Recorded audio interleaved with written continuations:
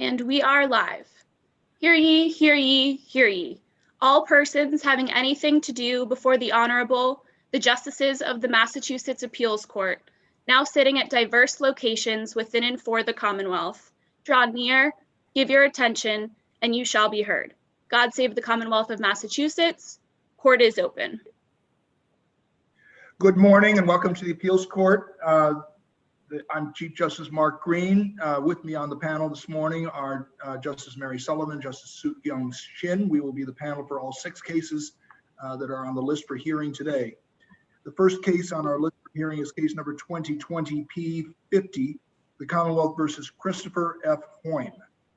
Attorney DeJunius. Good morning, Chief Justice Green, Your Honors. May it please the court, Patty DeJunius for Mr. Hoyme. I want to start with the first complaint and closing argument issue. They're intertwined, but if I'm prepared to answer questions on both issues. On the first complaint issue, there's no doubt here that there were credibility issues both for Mr. Hoyme and for CR. Mr. Hoyme had not been honest with the police, and there were multiple factors which a jury might have issues with regard to CR, including, she admitted that she hustled men for a living, that she had asked for money for her car payment, that she had been drinking, things like that. So this really was the ultimate credibility battle. From the very beginning, from opening statements straight through to the closing arguments, it was clear that the Commonwealth always intended to use CR's multiple complaints to corroborate her credibility. In the closing argument, she just came right out and said it. If they've always said the same thing, if they've always given the same account, or if their story has changed. So this was not inadvertent. I think it was the plan all along, and it made for a pretty powerful closing argument. It was all about corroboration. She told this person that corroborates this, and so on. In the closing argument, wasn't the prosecutor's closing in at least in part a response to the defense efforts to draw out inconsistencies between the accounts given to various other witnesses? That's what the Commonwealth argued, Your Honor, but that's just not the case. The only thing that they pointed to was when defense counsel pointed out a single omission from what CR had told the nurse, and that was that she had smoked a cigarette. It was mentioned almost in passing. It wasn't a theme. The theme was that she was motivated to lie by 2 things. Number 1, money, and number 2, her relationships with Mr. Fink, Jose, and Isaiah. So that's the thrust of the argument. There was no inconsistencies pointed out between what she told the nurse, what she told Detective Moody, except for that one omission, which is really inconsequential in the context of the entire case. And you also have to go back and look at the opening statement. This was always the plan. It wasn't only in response to something that the defense counsel said. It was opening statements, the evidence. I don't think you could say that it's fairly in response to defense counsel pointing out that she had not told the nurse that she had smoked after the events. There are fundamental. Let's move to the first complaint testimony itself, because the propriety of the closing argument is going to depend on the propriety of the evidence. So I appreciate the point you're making. If it was improper, then the closing, we would look at the closing one way.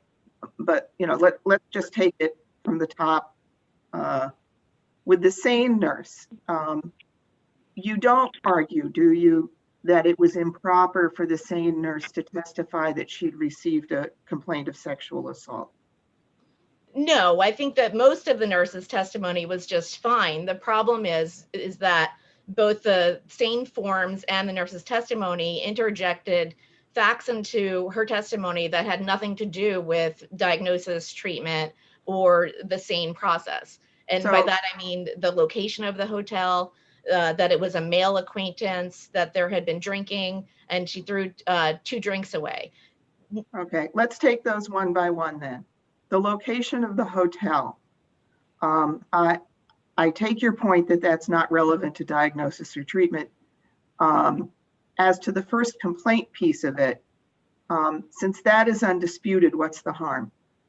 Well, it is undisputed. Mr. Hoymead's testimony matched CR's in many respects. However, that evidence was the factual foundation for the prosecutor's closing argument, which was, look at what she said to the nurse, look at what she said to Fink, look at what she said to the nurse, look at what she said to Detective Moody, and look at what she said here in the courtroom. So it's the way that the use of the evidence was not to establish something that's independently admissible. It was used so that the prosecutor could then argue. I understand Your Honor's point about, first the evidence has to be improper for the closing argument to be improper, but I think it's appropriate to look at the closing argument to see why the evidence was offered and admitted. And but if it's consistent on a point that's not disputed, what difference does it make? Because the theme of the prosecutor's closing argument was over and over, she told the same story. But the use of that in the closing is not improper if the evidence itself was not improper, and the evidence is not improper if it came in on something that was not in dispute. Well, I'm not sure that I agree with Your Honor, because the mere fact that a complaint is made, the SJC said over and over again that that's extremely prejudicial. So it doesn't have to be a repeat. It's the factual foundation to argue she told the same story over and over again, and that's not proper. That's not the proper purpose under the first complaint. So certainly wasn't sufficiently important to the Commonwealth's case. It did not serve a purpose other than corroboration. That's the second factor in determining whether something is independently admissible or not. Let's move on to this, because there's a lot of ground to cover here. Let's move on to the other aspect of the sane nurse's testimony, that the perpetrator was male, that she had been handed drinks. Is that not relevant to diagnosis and treatment? Does not that touch upon whether or not they're going to look for sperm, whether or not they're going to look for her level of alcohol intoxication or other form of intoxication? So the testimony and the SANE forms don't just say it was a male, it says a male acquaintance. And with the drinks, the nurse did mention that briefly, but from her testimony, it seemed clear to me that the real reason that she did the toxicology screen was because CR couldn't remember what happened. And that's fair game that she couldn't remember what happened, but to recount the details of the story, the same story that she told over and over again, shows that this was not admitted for an independent purpose. It was admitted to be able to make that argument. And so that's the true purpose, is my point about referring to the closing argument. The true purpose was to show consistency between her various complaints. All right. So my next question, and then I'll let you argue unencumbered for a bit, is if it is permissible for the sane nurse to testify that she was responding to an alleged sexual assault, you seem to argue that it was improper for Sergeant Moody to say that he had received from her a report of past sexual assault. Is that improper first complaint evidence to testify, to have testimony that the witness has come in to the police station to report a sexual assault? Yes, Your Honor. It served no independent purpose either. There's an abundance of case law. Yes, Your Honor. What's the case that says it's improper for the police officer who's testifying to his investigation to say that he received a complaint of sexual assault? McCoy, for one, says that the details of the investigation isn't relevant to anything. Not the details, just the fact that he got the report. That's all I'm asking for to start.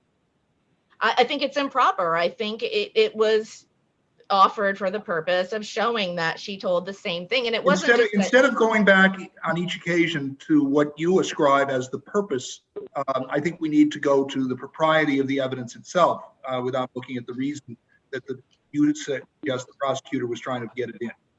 And I want you to go back to Judge Sullivan's question and give us a case that says that evidence of a report made to the police that initiated an investigation by the police is improper first complaint evidence?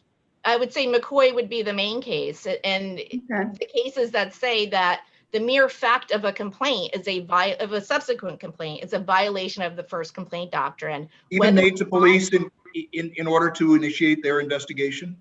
The investigation is irrelevant.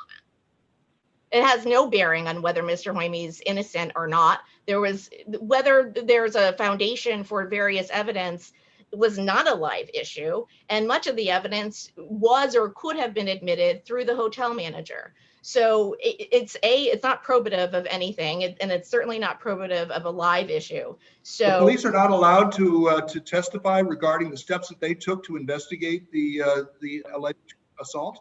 I don't believe so, Your Honor, not under McCoy and its progeny. It has to be related to a theory of the defense somehow. There was no Bowdoin type defense here. Defense counsel never challenged the way that the investigation was conducted. And it's also duplicative of the hotel manager's testimony. He's the one who turned over the records which showed that the defendant stayed at that hotel. He's the one that was instrumental in locating the mirror. How Detective Moody ended up with that evidence it's irrelevant. It has certainly was not sufficiently important to a fair understanding of the Commonwealth's case. Really, Detective Moody his testimony should have been constrained to the statement that he obtained from Mr. Hoyme. But every other step that he took, I would argue, is irrelevant, and it shows that she made 3 subsequent complaints. It was November 10th, November 11th, and in 2015, I don't remember the month, but so she says she complained, then she withdrew they testified that she complained, she withdrew the complaint, they called her, she reinitiated the complaint. Why is that evidence not relevant to rebut the claim of fabrication and to explain the delay in reporting? Well, it has to be recent fabrication, and there's no evidentiary basis to say recent fabrication here. Her first complaint was made the next day. There was contact between CR and Mr. Hoyme throughout. It's not as though... Why does it have to be recent fabrication? Why? We're not talking about rules of evidence. We're talking about a theory of the defense. He's saying she's lying. She made it up. Right. And she's saying, no, I didn't. I reported it, and then I couldn't handle it, and then I came back. I'm not making it up. I was just reluctant. But I don't think that was the theory of the defense. I mean, the theory of the defense was really motive to lie. And yes, along with that comes that this is not true. But the exception to the first complaint doctrine in this context is recent contrivance, and there's no factual basis for that. It was always his defense, including back when he first spoke to the police, that he didn't do this. And so there has to be some sort of relationship between the timing of the disclosure. And again, there was no challenge to the consistency. The argument was that she's been lying all along. And so on that basis, I just don't see that any of this evidence had an independent evidentiary value other than the fact to get into the record that multiple complaints were made. It doesn't matter whether the details of her complaint came in, just the mere fact of it. And again, coming back to the police investigation, there are multiple cases, I believe McCoy was the first, which says this has no bearing on anything. And what it does is it gives the stamp of government approval that they believed the CR. And in fact, the Commonwealth admits that it was improper for Detective Moody to testify that after the 3rd time he met with CR, he went and interviewed Fink. And they say, well, that wasn't proper because from that, the jury could infer that Detective Moody believed CR. Well, that applies to everything else too. It applies to the hotel, it applies to the hotel records, it applies to the mirror. What about the audio tape? And then the we audio turn to GHB. So, is not the audio tape, is any portion of the audio tape admissible for consciousness of guilt? Yes, Your Honor, I believe that everything other than when the detective just repeated the details of what CR said. It wasn't a back and forth. It was Mr. Hoyme saying, right, okay, that part of it is improper because it repeated the complaint and it did it in detail. The denials came before they got to the details. Well, actually, after they list all the items from her complaint, he says, but I don't even know the woman. So it's another denial. Does that matter? I don't believe so. They could have still excerpted that out and left that in, but I don't even think that that was sufficiently important given the multiple denials that preceded the rendition of her complaint and the very minute details of it. Counsel, in your last 5 seconds, I did want to ask you one question about the second issue. Could the Commonwealth have made an argument along the following lines? You heard from the victim that she has a very high tolerance to alcohol. And yet on this particular night, after drinking the last glass of wine that was handed to her by the bartender, she suddenly blacks out. And then later, she can't move her hands or she can't move her body at all. These are not symptoms that are consistent with drinking. They're symptoms consistent with something being slipped in her drink. Would that be a proper argument? I don't believe so. It's the Commonwealth said something in the brief about, well, maybe somebody else did, and if somebody else did, it still would have been improper. Why isn't it within the common knowledge of a jury what the normal symptoms of drinking are, and that the normal symptoms of drinking are not losing the ability to move your body? Why is that not something that can be argued just based on the common knowledge of the jury? Well, I think that argument was made, but it didn't need to be supplanted by evidence that it invited the jury to speculate that something other than alcohol was in her drink. If that's a proper argument, because it's within the lay knowledge of the jury, what is the prejudice from introducing evidence about the effects of GHB? Well, it's the insinuation that it was Mr. Hoyme who put the GHB in the drink. And it was another way that the Commonwealth argued, and it corroborates her story. Everything is, you can't introduce evidence that's completely speculative as to whether anything was in her drink, and certainly whether anything was put in her drink by Mr. Hoyme. Now, if the argument had been, something was off, or maybe somebody else put something in the drink, that's fine, but there's just no evidence here connecting Mr. Hoyme to GHB or to the drink itself. So I would argue that based on the record of this case, that the evidence was improper and it just was not probative of any live issue. The Commonwealth could have argued that she was incapacitated, but that doesn't require evidence such as was introduced here with the GHB. I think we'll have to leave it there, but thank you. Thank you, Your Honor. For the Commonwealth.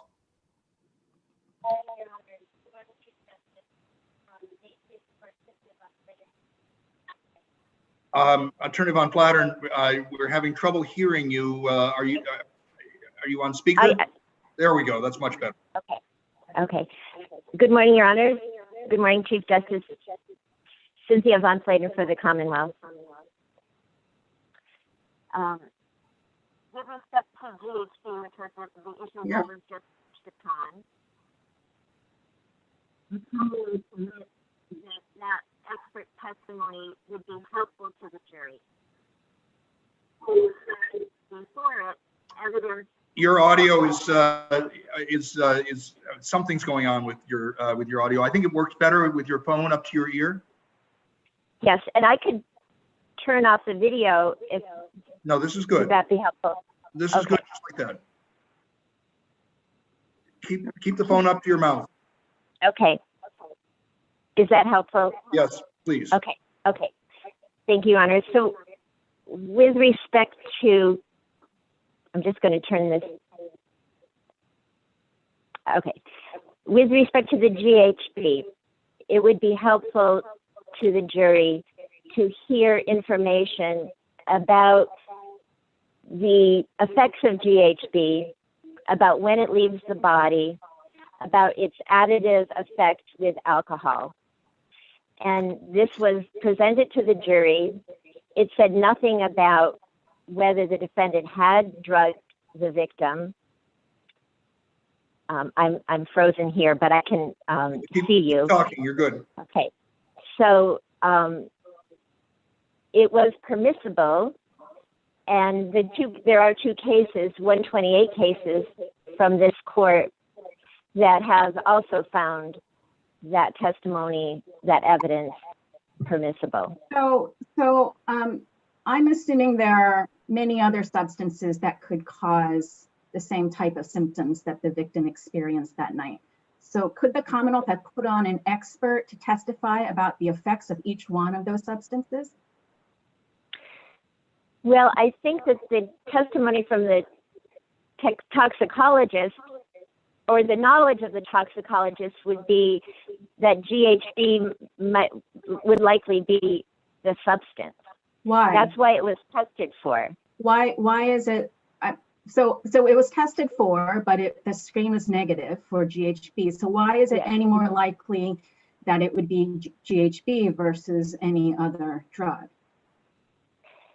Because I think the knowledge, even of the same nurse who tested, who ordered it tested, the knowledge of the medical professionals would be, this is what we would test for.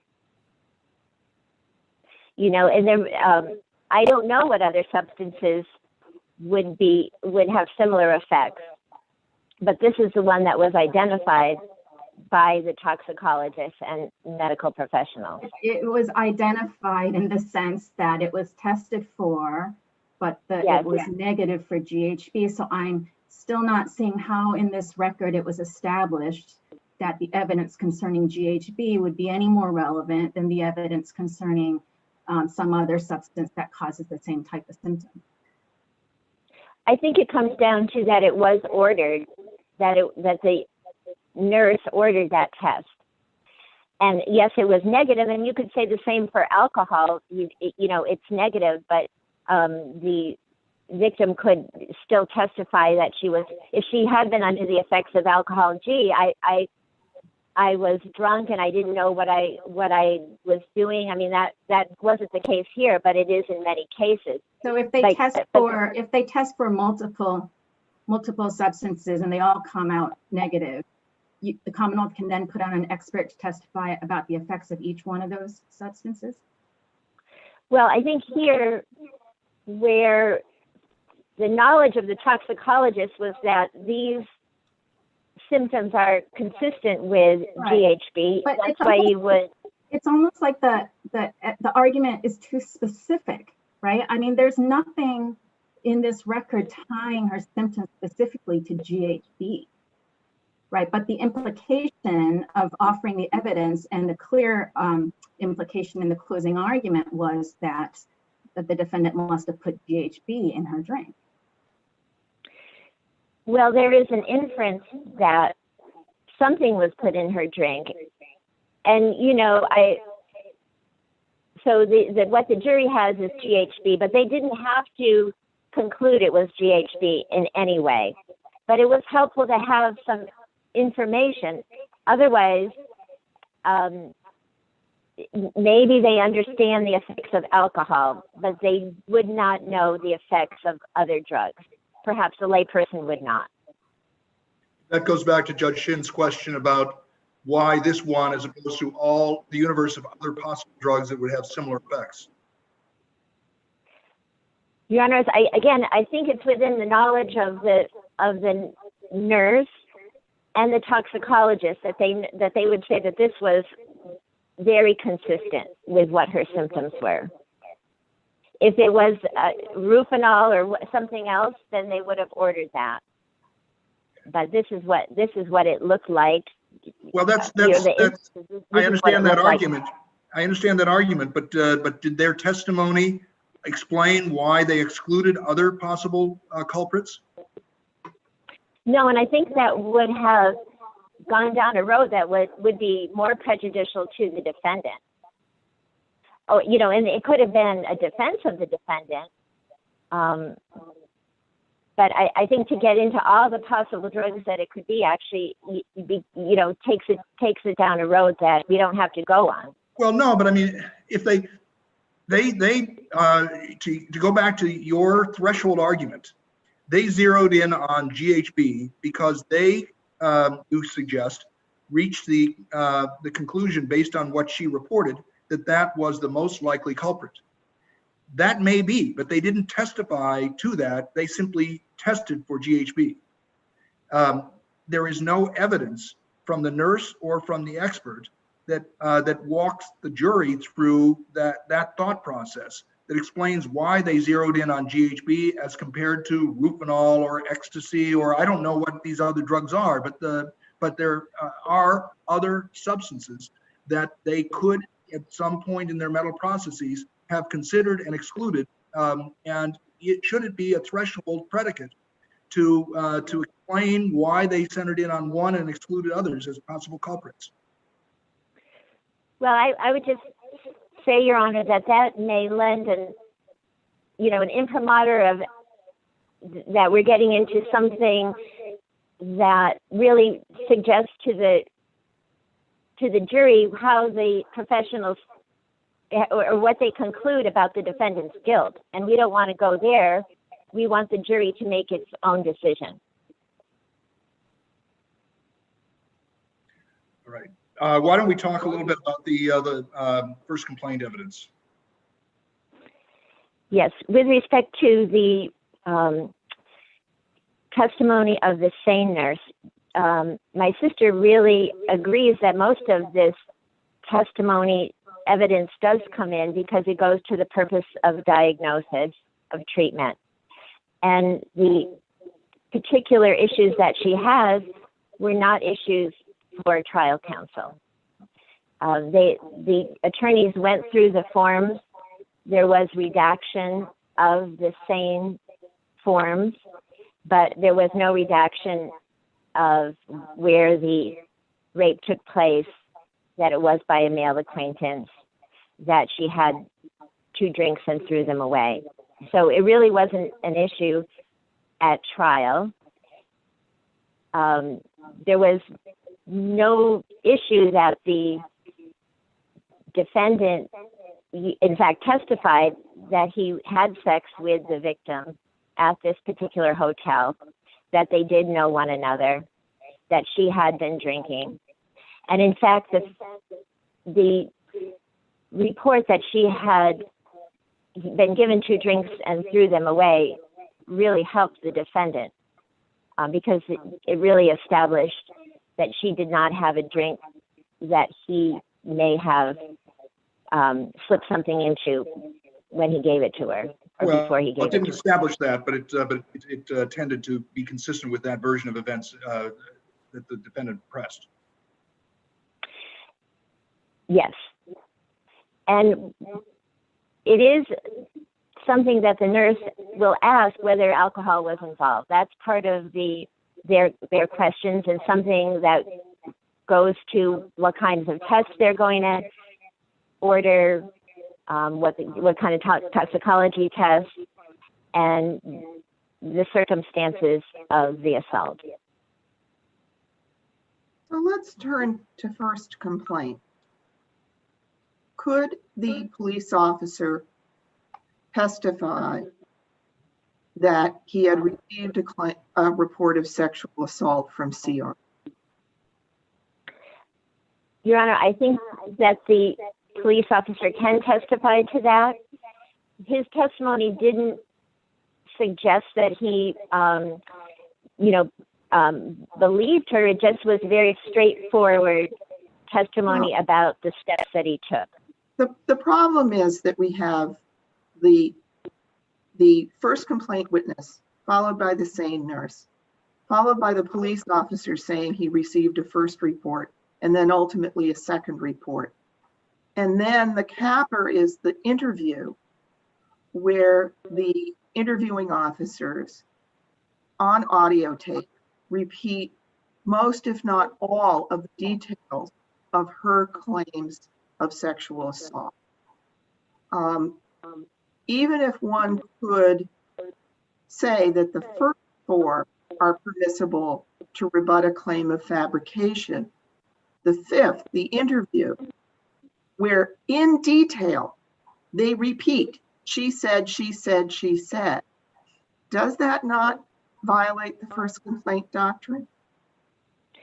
Well, Your Honor, with respect to the interview itself, they had to lay out for the defendant what they were talking about. This was an incident that had occurred 2 years before. Of investigating, yes, but that doesn't make it admissible.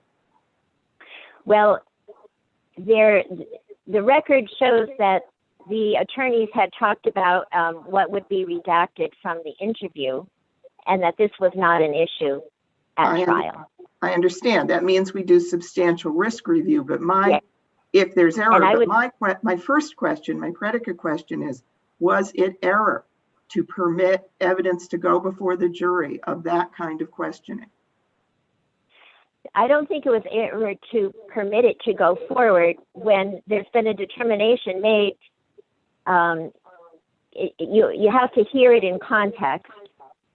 What they were saying was basically repeating that they went out, that they had drinks, and then they went back to the Clarion. Well, no, they say to her, she says that she got back to the room and she couldn't move and she blacked out and woke up with him having sex with her against her will. That's what they repeat to him, and that's what the jury hears. I think Your Honor, they repeat that to him at the end of the interview after they spend quite a bit of time saying, do you know her? Do you recognize her? Did you go out with her? Let's assume that part is admissible when he says, no, I don't know her. But was it error? Was it inadmissible evidence to have those allegations repeated in that form? If it were error, Your Honor, there would be no substantial risk. And I think it goes to the trial, what the defense attorney was, what the defense was. You know, he was saying this was consensual. It didn't matter to get into the specifics of it because the position of the defendant was she was lying. So I would say that there was not error to keep that question in the interview, and certainly but the question is, risk. She says you were having sex with her against her will, not that it was consensual. So how do I appreciate that substantial risk is a lenient standard for the Commonwealth, but how do we get around substantial risk when there's a repeated allegation of rape? I don't think it would be that prejudicial when what you're looking for in that interview is what is the defendant's answer. And I just think it goes to, they're having an interview. It's very difficult for it to make sense unless they really say what they really explain why they're there and what they need to find out from the defendant. I see that your time has ended. That concludes the argument in this case. Thank you all for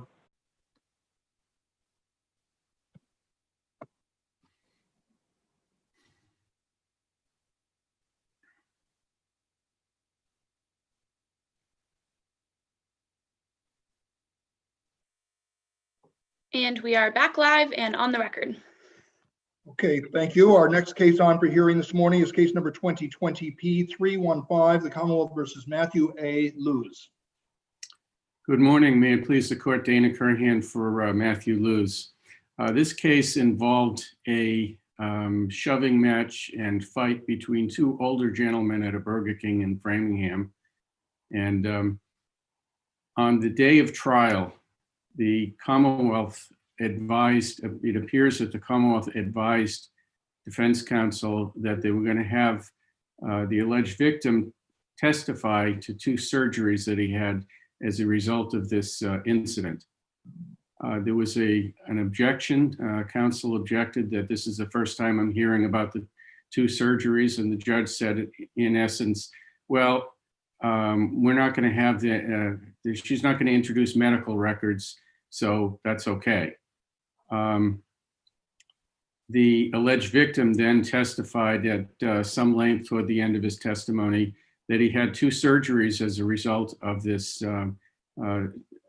incident. And his allegation was that my client reached and grabbed him in the genitals and pulled, and he felt something tear, and that was what he needed the 2 surgeries about. Mr. Luz testified that in essence, they were shoving each other, and he threw a punch in order to get the alleged victim away from him, and the victim deflected his punch downward toward his abdomen, and he believed he hit him in the belt area, but that he never grabbed him. So, I mean, here's the problem. I mean, setting aside the motion for new trial, I mean, it was unfair surprise to throw that on him the day of trial, on counsel the day of trial. But what we discovered and what prompted the motion for new trial is that we've got the medical records, and he had 2 hernia operations. He never had any kind of surgery for this alleged injury. There's no documentation of this alleged injury. He was a truck driver. He lifted a lot of heavy things, and he had a hernia, and that's what prompted the 2 surgeries. Well, that's your contention based on the subsequent medical records. The medical records themselves are not entirely complete. The doctor didn't testify at the new trial motion hearing. The report is unsigned. But quite apart from that, when we look at the evidence at trial, the victim testified to his belief that he felt something tear and that he had to go for surgeries afterwards. Why is that? First of all, injury is not an element of the crime, we have 2 competing versions of the conflict. The jury were entitled to hear the testimony and assess which version to accept in terms of who was at fault. Well, I think it's unfair surprise to say on the day of trial that, by the way, he's going to testify that he had 2 surgeries. And then we find out that we find out later that the 2 surgeries have nothing to do with this alleged injury. Now, he may have believed it, but it wasn't a reasonable belief because a few weeks prior to this incident is when he first went to the doctor and found out about a possible hernia. And I think it was 9 months later that he had the first hernia surgery. Nothing to do with his scrotum. It was completely unrelated. Now, you know, what is the jury supposed to think? The jury hears 2 versions of this incident. The first version is he reached in and he grabbed me and pulled my genitals, and there was a tearing, and I had 2 surgeries. The defendant testified, I never grabbed him there. I just threw a punch there. Now, of course, if they're hearing that he had 2 surgeries and that he missed a month or 2 of work because of these surgeries, you know, obviously they're going to believe him, and they're going to believe him unfairly. And had this been disclosed prior to trial, this is something that would have been, I'm sorry? I'm sorry, the Commonwealth says that it was disclosed prior to trial, that the Commonwealth moved for the documents production. The documents were provided to the court. And so there should not have been unfair surprise. What do you say to that?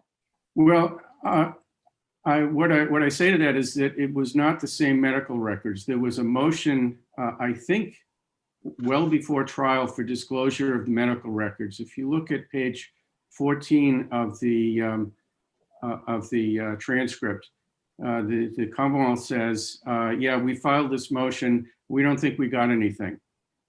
And during the hearings, several hearings in this matter, one of them, we looked for, you know, this medical record. This issue came up, and I don't believe anybody found the medical records, and I think if they did, I think there was some discussion that there was only like 7 pages. So, and that was never disclosed to defense counsel. So there was no, if the records came into the court, they were never disclosed to the defense, and there was no notice that this was what the victim was going to testify about. And that's the problem. I mean, without Did the defendant move for continuance based on this unfair surprise? I'm sorry? Did the defendant move for continuance based on unfair surprise? No, there was an objection. This had been, I believe, it had been continued a number of times. There was an objection to this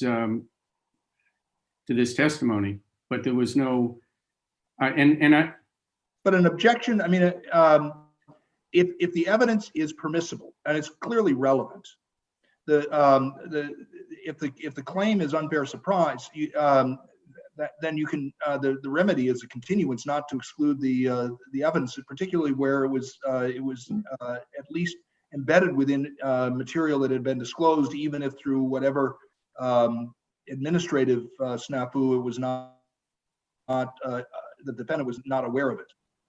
Well, it was not disclosed to the defense. The court, neither the court nor the Commonwealth disclosed this to the I defense. understand, but that goes back to the question about the appropriate remedy.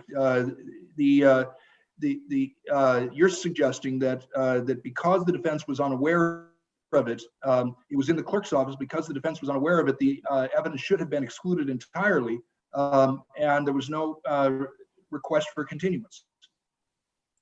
Well, I mean, I'm not sure. I don't think defense counsel had sufficient information to make that decision. All she got, at the time of the hearing, when the Commonwealth said, yeah, we filed a motion looking for medical records. But then she said, well, we don't think we got any. So the representation from the Commonwealth was that there were no records in the clerk's office. And if there, I don't think defense counsel had any reason to doubt that the 2 surgeries came from, were the result of this injury. There's nothing there. She cross-examined him a little, and he reiterated that, yeah, I had 2 surgeries because of this. And then the prosecutor went off on her closing and went into this in detail, and how it established that that he had committed the crime. This wasn't just a shoving match. This was a pretty serious injury. That's where the motion for new trial comes in, because now we discover that, in effect, the alleged victim perjured himself. And I mean, that's... Well, I mean, again, that's a very strong statement to make based on the strength of the evidence submitted in support of your claim on the new trial motion. I don't think it's a strong statement to make at all. I think it's an accurate statement. And, we have Dr. O'Leary's letter. We weren't unable to produce him at the hearing, but I think all he did was summarize what the medical records say. And when you look at the medical records, it is very clear that there was a hernia. I think that... to me, I think that inquiry is something that would be an entirely appropriate subject for further investigation and exploration on cross-examination of the physician. Well, before we treat as established a conclusion that the victim perjured himself at the trial. Well, I think all we have to do is look at the medical records themselves. This isn't just a few pages. This is a very detailed history going from a possible diagnosis several weeks before the incident, surgery for hernia 9 months later, and a follow-up surgery as a result of a problem that occurred during the first surgery. None of this has anything to do with his groin area. I don't know that I can. I'm not qualified to draw that conclusion from the paper records alone. I think if we look at those records, the records are detailed and in plain English and clear enough that clearly defense counsel should have had the opportunity to cross-examine on that particular issue, and the jury was completely misled. I mean, this trial ultimately was not fair, and you know, it was something that she recognized and objected to, but I think she probably was thinking, yeah, I guess maybe he did have the surgeries as a result of that. And I think there's a strong enough inference from those records and from Dr. O'Leary's letter that, you know, this had nothing to do with, and, you know, a jury should have heard it. I mean, I think that's really the bottom line. If this was going to be let in at the last minute, if he was going to be permitted to testify at trial that this happened and this was, that the injury resulted in 2 surgeries, I think this is something that. Court transcriber 508. All right. I'm sorry, was there a question? No, something odd happened on my iPad. Okay, that's fine. So I think really that's my contention. There was, it's not just the motion for new trial, it's not just the objections, but when you look at the combination of the two, it's pretty clear that this case went off the rails. And I think there really needs to be a new trial in this matter. Unless there are any further questions, I will leave the remaining points to my brief. Seeing none, thank you, Mr. Curhan. For the Commonwealth? Thank you, Your Honors. Good morning, and may it please the Court. Assistant District Attorney Lindsay Russell from Middlesex on behalf of the Commonwealth. Just as a first matter here, the issue of unfair surprise was something that was not raised below, nor was it raised in a counsel's brief. However, as that relates maybe to the standard in the way in which he did frame this issue, which was as newly discovered evidence, I will say that these medical records and even the medical opinion are certainly not categorized as newly discovered or newly available. As Your Honors mentioned, really, these could have been obtained with reasonable effort for use at trial. While trial counsel did assert on the morning of trial that she was unaware of any surgeries the victim claimed had taken place, she and the defendant were in fact both aware of the victim's injuries and the fact that he had received medical treatment as a result thereof. First of all, on the 911 call, he explains that he was injured. He says he thinks he needs an ambulance. And also, as Your Honors mentioned, it was actually on December 9th, 2015, which was about a year prior to trial, the Commonwealth moved under Rule 17 for the UMass Memorial Hospital records from August 7th, which are included in both my record appendix as well as the defendant's. And those actually discuss the plans for the first surgery. So counsel was on notice at least of the existence that these records existed, while she might not have been aware of the contents. And it's unfortunate, it does seem as if they did not make it to the clerk's file on the morning of trial. That does not discount or undercut the fact that defense counsel could have reasonably obtained these records. And for that matter, should she have wanted, she could have sought a urological expert such as Dr. O'Leary to interpret the records in time for trial, as civil counsel did months later in the civil action. Accordingly, the opinion and the records just cannot be considered newly discovered evidence, nor can they be considered an unfair surprise. The defendant has not raised a claim of ineffective assistance, but it sounds to me as though lurking behind some of your criticisms here, that sort of claim might be lying in the weeds. I don't think that's true, Your Honor, only because, well, first of all, I think that if we're looking at the second prong here of the newly discovered evidence standard, which is whether this evidence would have cast real doubt on the justice of the conviction, I think essentially that gets you to the second prong of Safarian as well. So in either event, the defendant wouldn't have been able to meet his burden here. Given that, and I just want to clarify that in the defendant's motion for new trial, and when he submitted that at the district court level, all that was attached was this unsworn medical opinion purported to be written by this expert. It wasn't even accompanied by an affidavit from that expert. And it wasn't until I asked counsel, what were the underlying documents that this urological expert used in order to come to these conclusions that I was able to get all of the medical records, which there are many involved in that. And I was able to go through the records. And of course, I myself am not an expert, but just from looking at those medical records, it seems that that opinion is would have very thin support. And should counsel have called a live expert to testify, I certainly would have been able to cross-examine him on the conclusions within his report, which I just— Let me just go back for a moment because, and forgive me, I should know this, but these medical records that you're describing, were those part of the record before the new trial motion judge? Yes, they were. They were entered as an exhibit at the motion for new trial. And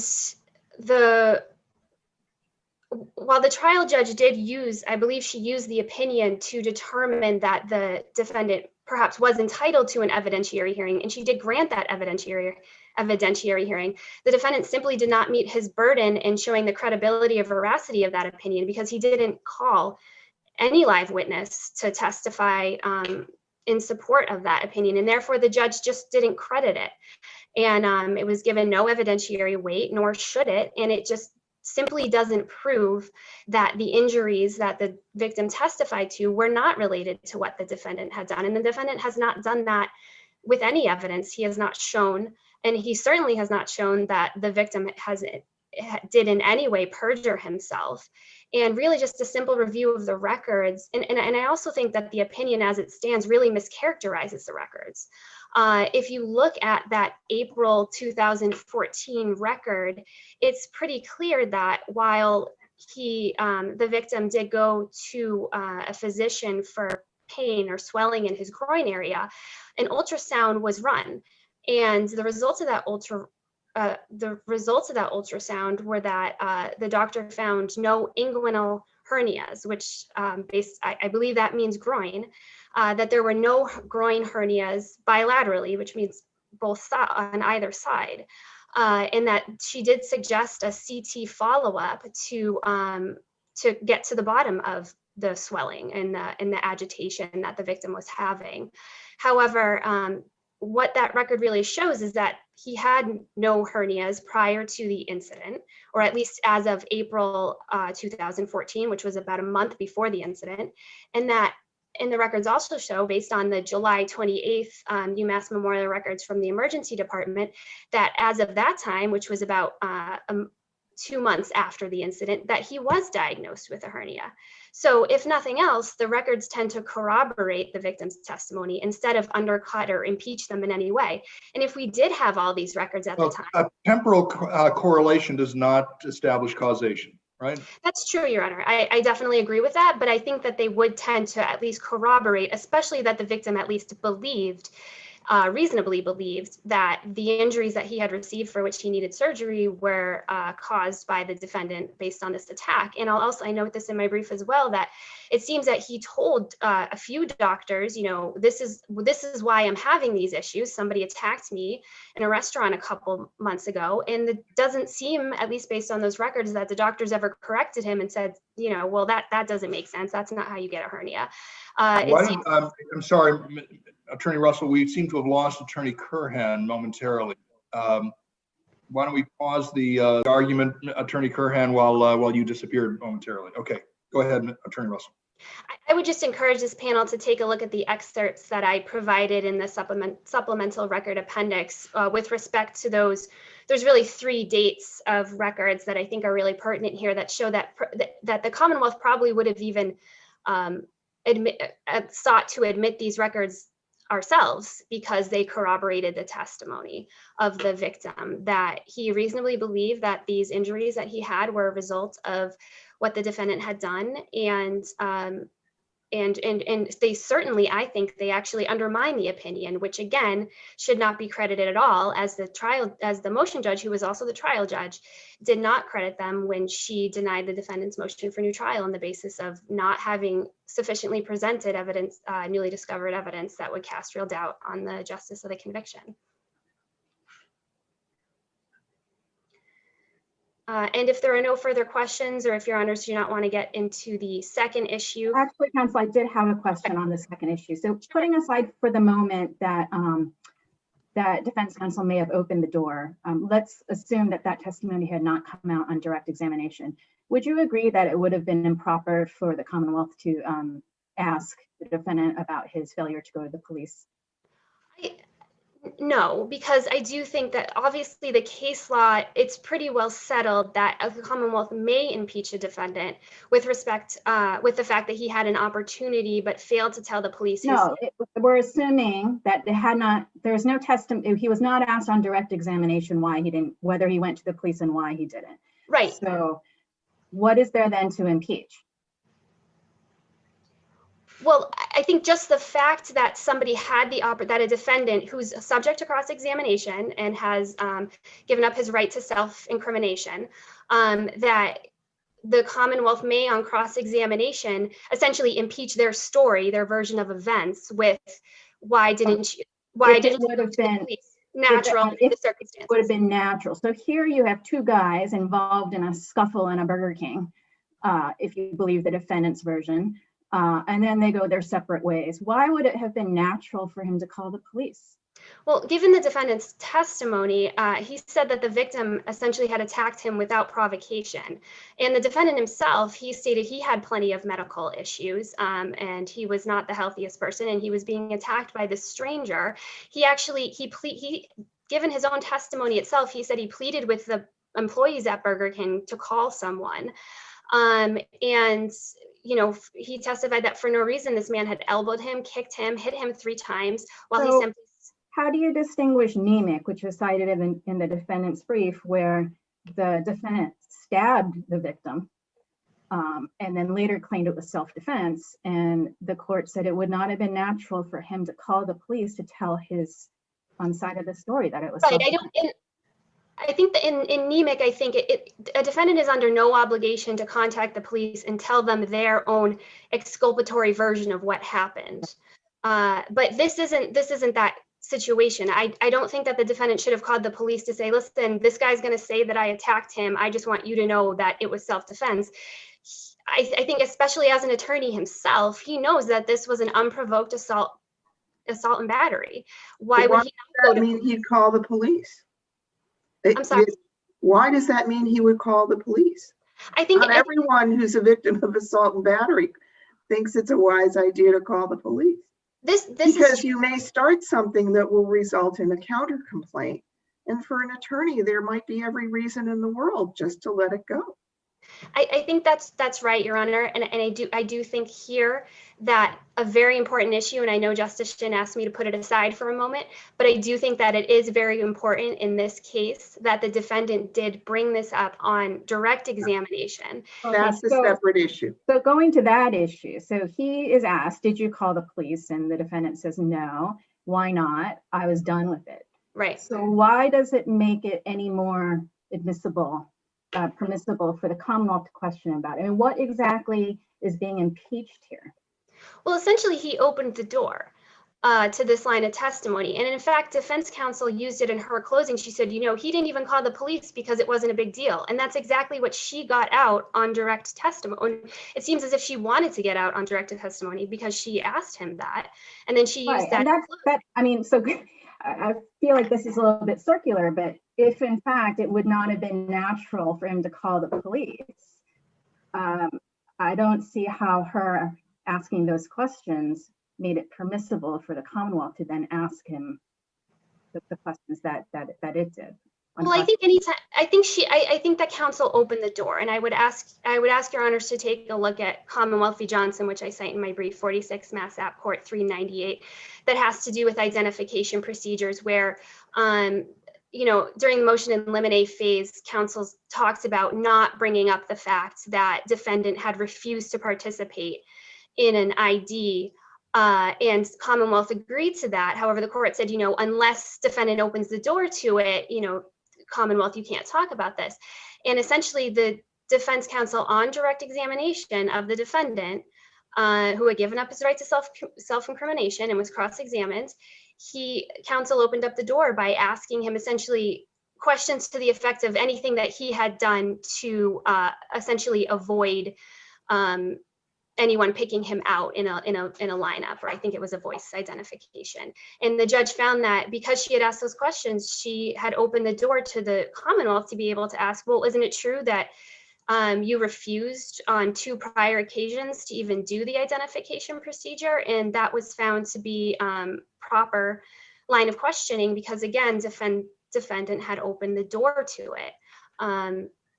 And for that reason, I think that it was proper here. I'd also note that the Commonwealth did not bring this up again in closing. And I'd also note that defense counsel did not object to this. When the Commonwealth started asking these questions, this would not be a preserved issue. I think in her affidavit attached to the motion for new trial, she says, I heard the Commonwealth asking these questions and I was uncomfortable, but I didn't object. Well, that doesn't mean that it gets preserved just because she thought that it would draw attention to the jury, unwanted attention. And she also states that she asked for a curative instruction, and that's just not in the record. There are a few inaudible sidebars. However, the defendant never moved to reconstruct the record, as would be his burden under Mass Rule of Appellate Procedure Rule 8. So I just don't think that the defendant has met his burden here to show that that was any sort of trial error that would entitle him to a motion for new trial. And for those reasons, if there are no further questions, the Commonwealth would rest on its brief. Thank you both. The case is, I'm ready. well, I'll call the case when we're live. Thank you, Judge.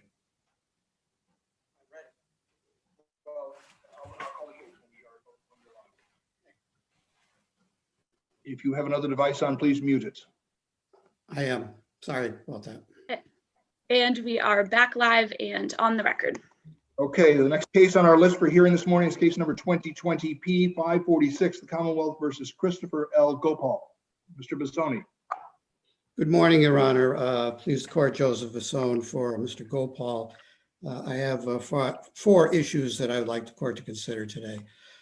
Just as a preliminary matter, Judge, on the 4th issue that I raised about the assault and battery being a lesser included offense of armed assault with intent to murder, the Commonwealth was correct in that the lesser included offense was given not state prison time, but house of correction time. So I would agree that that sentence, that house sentence, which ran concurrent, should be vacated. Other than that, I would stand on that particular argument because. Well, while we're on that topic, you would also, the Commonwealth goes on to say that because of that, in addition to vacating that portion of the sentence, there is no need to remand for resentencing. Correct. If you vacate it, it's okay. Vacated, it's gone. Yeah. Okay. Yes. That being said, Judge, I would start obviously with my first argument. Here we have a situation where we have an immunized witness, and the question for the court is, was there sufficient corroboration of her testimony to satisfy the statute? And my argument was that it was not, notwithstanding the fact, I might add, that there were 2 videos, one video of the actual scene of the crime, the outside of the building, where an individual was seen walking around with a long object and a blanket, and the other video, which was a video of Sewell Street, where the motor vehicle was. I say that because my understanding, Judge, again, of the case law is that the corroboration has to be to a specific element of the crime. And I don't see what those videos would contribute to satisfying that requirement, that the testimony of the immunized witness was corroborated by evidence of a specific element of the crime. That being the case, we have the testimony of Ms. Williams and the liquor store owner, Mr. Nunez. As I argued in my brief, there was no, and this is actually going into argument 2, but it's pertinent to argument 1. I don't believe that the testimony of Ms. Williams corroborated the testimony of the immunized witness, in that there was no identification of the defendant at the scene. Well, is corroboration of identity required? Well, no, Judge, but maybe I'm getting a little ahead of myself. When she testified, her testimony at trial was she was shown a map of the area. And she said, I saw the defendant right here. So she said, the defendant. Now, as I said in my brief, when you take, I'm taking that as an identification of Mr. Gopal as the defendant. I mean, I don't think you could take it any other way. And because you take that statement, the defendant was standing right here, and you join that with her statement to the police and trial testimony that he said, I just shot someone, okay? You now have an admission of a party opponent, which is not, it can't be objected to in terms of the hearsay rule. So that stays in. And so the only way, in my view, around that is to say that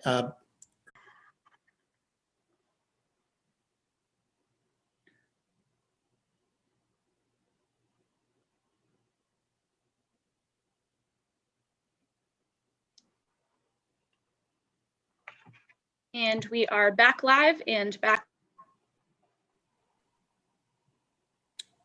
Please continue. Thank you, Your Honor.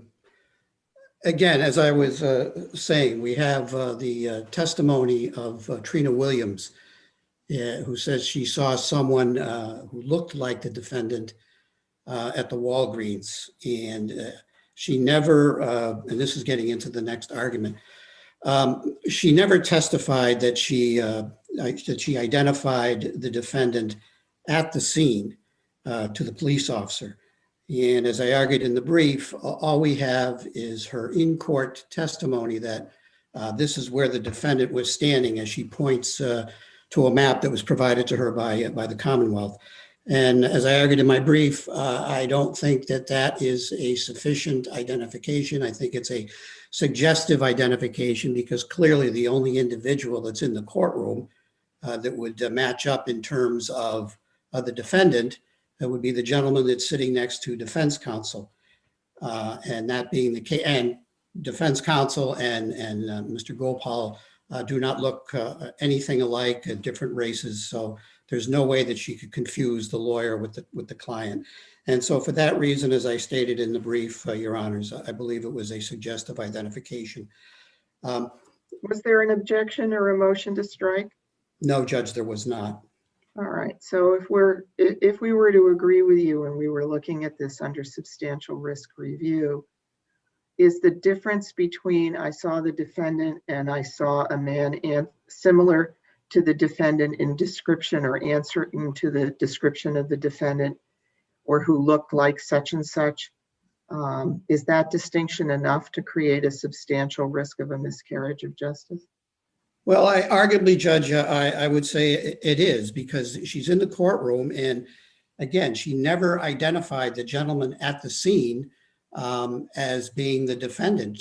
There was a show-up identification conducted by, I believe it was Officer O'Malley, with Mr. Nunez, who was the liquor store owner, and he definitely identified Mr. Gopal, and I believe at trial counsel conceded that was in fact him, but that does not necessarily mean that just because he was the individual at the liquor store, that he was also the individual that Ms. Williams saw as she was going from her apartment over to the Walgreens.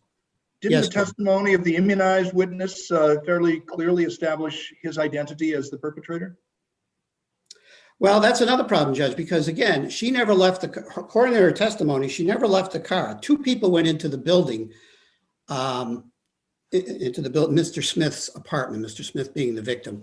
And there were two individuals that went into the building, according to Mr. Smith, who, again, he couldn't identify either individual as to which one was, as to who is who, and nor could he identify them, period. And so the question is, did the Commonwealth present sufficient evidence of a joint venture so that you could say, well, it doesn't matter which guy pulled the trigger because they're both guilty, because of a joint venture theory? There was no evidence of that. And so all we have is two individuals who nobody knows who they were. Yes, I mean, again, I realize that your contention is that the immunized witness's testimony ought not to count in the balance. But there was certainly a great deal of information in her testimony that went to motive and identity and involvement. we were interrupted before. I interrupted us before by my internet disruption, but identity itself is not required to be corroborated. We do have some corroboration of identity as well, but you're challenging that corroboration, but it doesn't matter, right?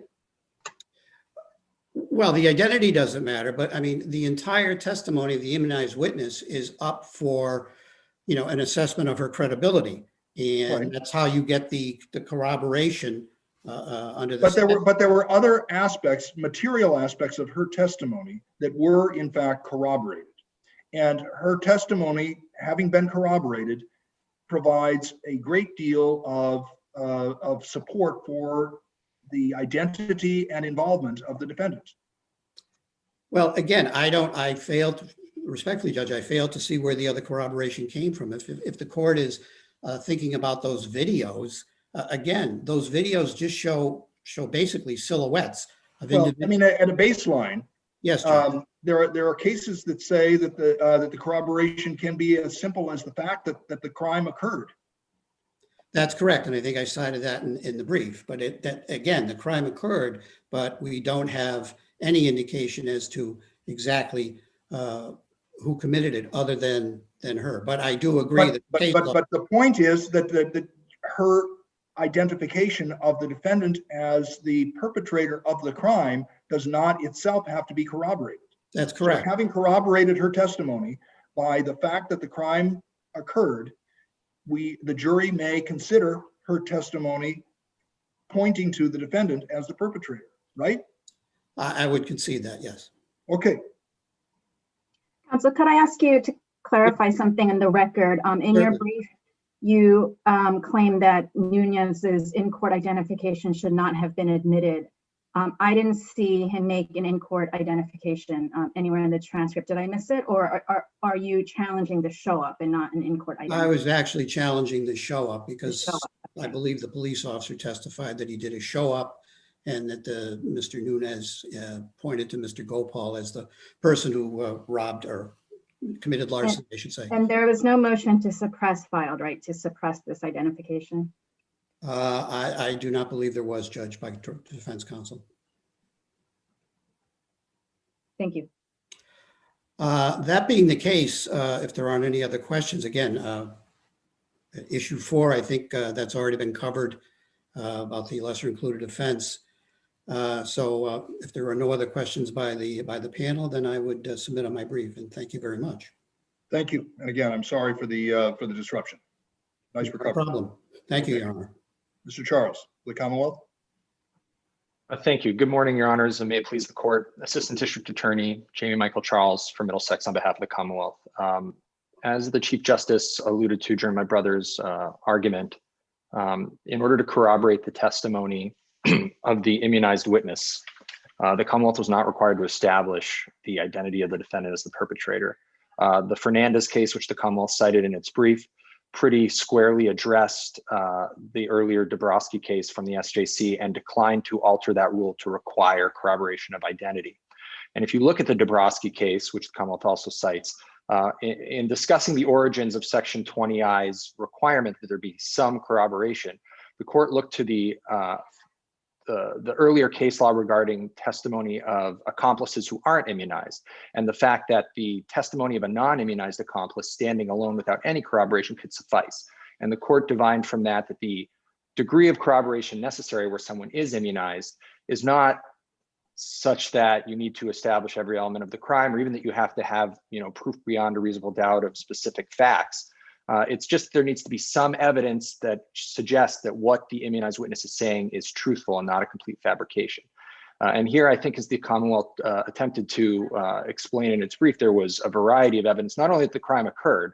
I think the evidence of the crime occurring itself, as you can see in the Resende case, which the Commonwealth also cites, in that case, the immunized witness basically gave testimony akin to what Ms. Garland testified to in this case, that he was part and parcel to a plot to commit a crime. In that case, it was, I believe, a armed robbery for drugs, that he met with the defendant and others beforehand, that he drove 90% of the way to the scene, but stopped short of the scene while the defendant continued on in another car with other people, that he then saw the defendant fleeing in the car several minutes later, and that the next day he had a conversation with the defendant in which the defendant made statements alluding to having shot someone. That's essentially what we have here. Ms. Garland was privy to the defendant's dispute with Mr. Casito, or at least the aftermath of that pistol whipping where he had an injury to his head. She heard the defendant make numerous statements that he was going to Casito's house. They stopped at Mr. Human's house to pick up a shotgun wrapped in a blanket and then proceeded to Framingham to Sewell Street in the vicinity of Phelps Road. The defendant with the other passenger who was identified as Smokey exited the car and went into a wooded area that the testimony was provided access to Phelps Road.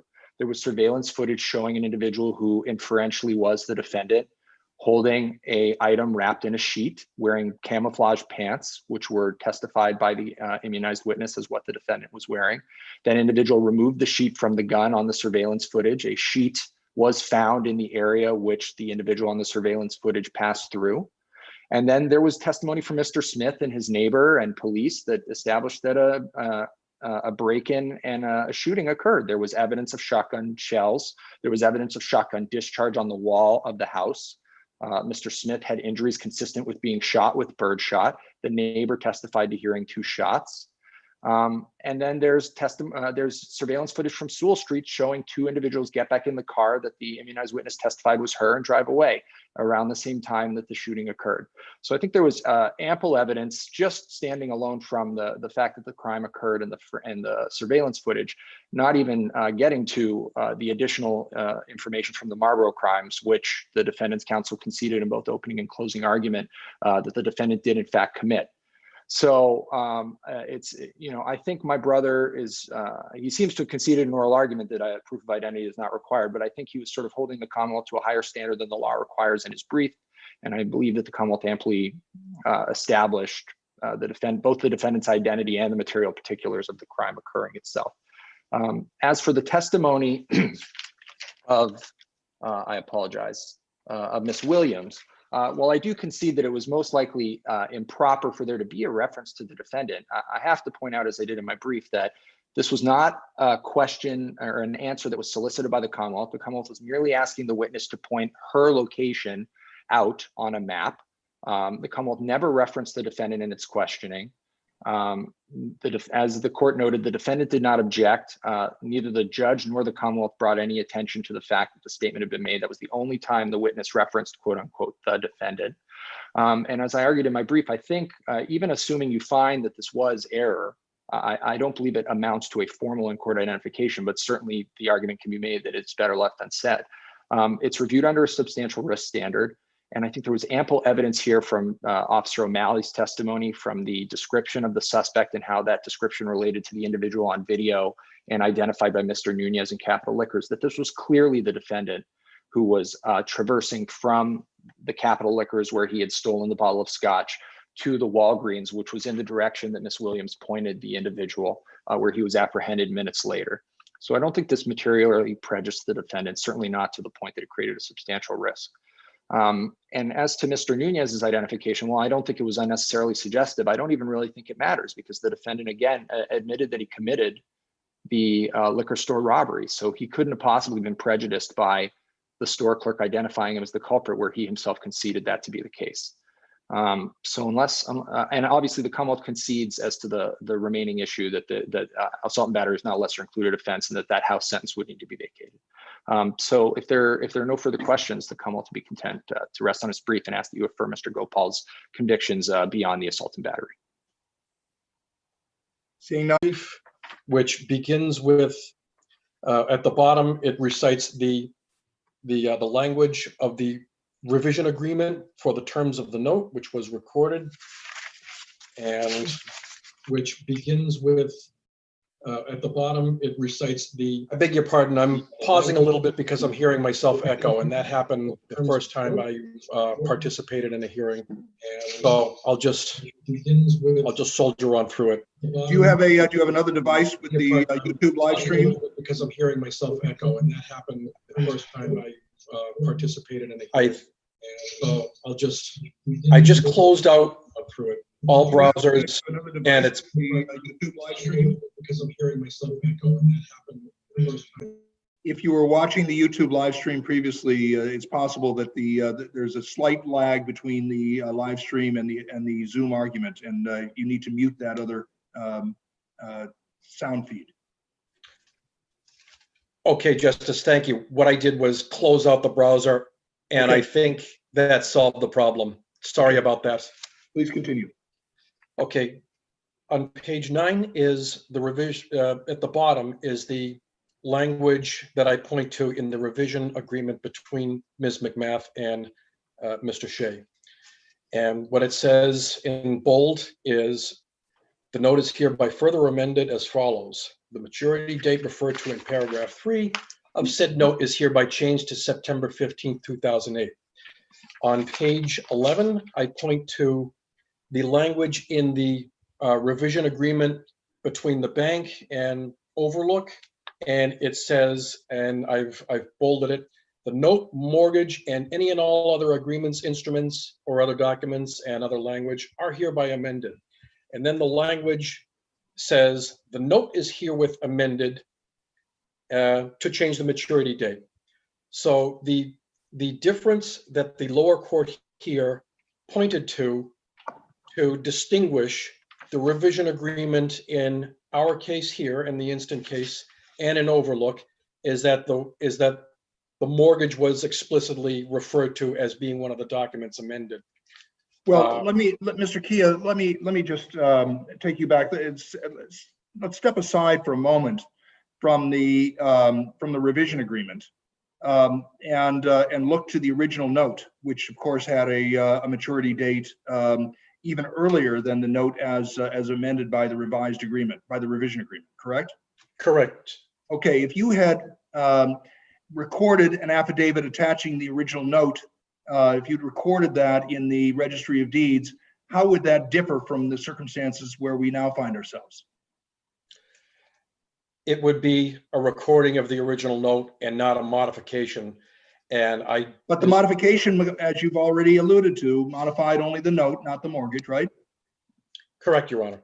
Okay, so your argument necessarily requires a conclusion that a mortgage that refers to the note as the obligation it secures incorporates as a term of the mortgage the maturity date of the note and is therefore subject to the obsolete mortgage statute if the note is placed of record. That's not my understanding of the law, but that's my understanding of your argument. I did anticipate that question, Chief Justice. I'm sure you did. The answer is I don't know.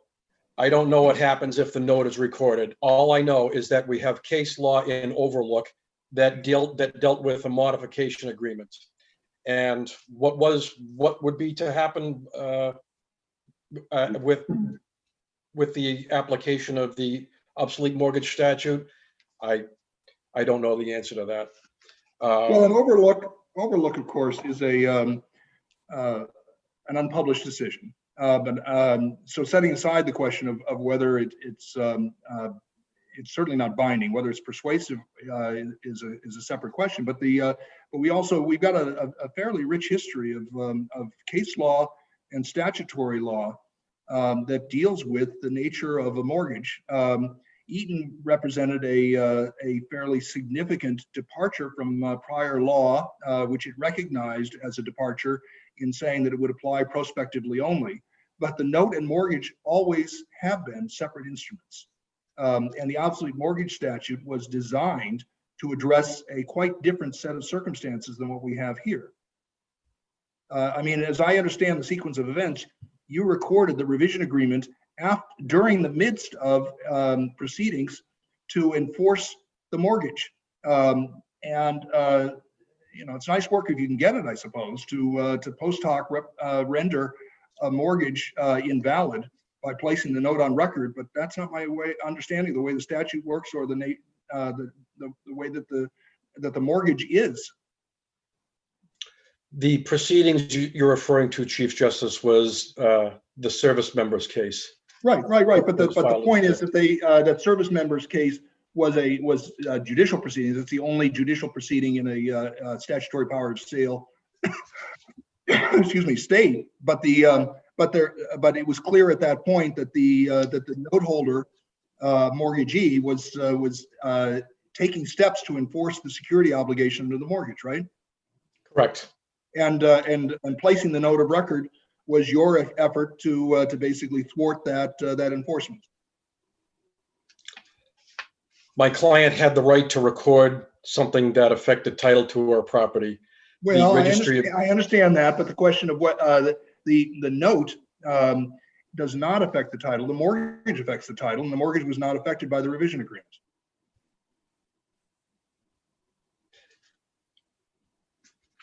The argument that I present is that it did because of the rationale in Overlook. And I point to page 15 of my brief, Chief Justice, and the lower court, the land court, same court in Overlook, addressed the argument of the plaintiff in that case. And the plaintiff specifically points to the language contained in the modification stating the note is herewith amended. And what's interesting is the plaintiff here did not point to the language of the mortgage being amended that were in those modification agreements. And the court goes on to say, plaintiff alleges this language served only to modify the maturity dates of the 1987 and 1989 notes and not the mortgages. Had the parties intended to modify the mortgages or any other loan documents, plaintiff argues they would have specifically included the word mortgage in the above provision. And then on the next page of the brief, the court says, this court is unconvinced that the maturity dates can be so easily distinguished for purposes of the obsolete mortgage statute in light of the SJC's decision in Deutsche Bank versus Fitchburg Capital. So the argument in Overlook was made that it was only intended that the note be modified and not the mortgage. And that is the same argument Mr. Shea made here. And in Overlook, the court rejected that, basically saying that it was a form over substance argument. So that's the argument I present to the court. And I know the court may disagree with me, but it's the facts of this case, the facts of the what was contained in the modification agreements are almost identical. And the lower court here is distinguishing and saying that because it wasn't specifically said that the mortgage was modified, that the modification agreement doesn't have the effect of bringing within the four corners of the mortgage instrument maturity date of the revised maturity date of the note. Isn't the key difference between this and Overlook that in Overlook, the recorded notes, the recorded modification agreements specifically amended both the note and the mortgage? That is the key distinction that the lower court here, that Judge Vahey and land court here made. Yes, well, Justice. Well, the distinction that could in fact matter. First of all, and second of all, I return to the question I opened with, because the revision agreement modified only the note. The circumstance we have here is literally no different than if you had recorded the original note, which also had an even earlier maturity date.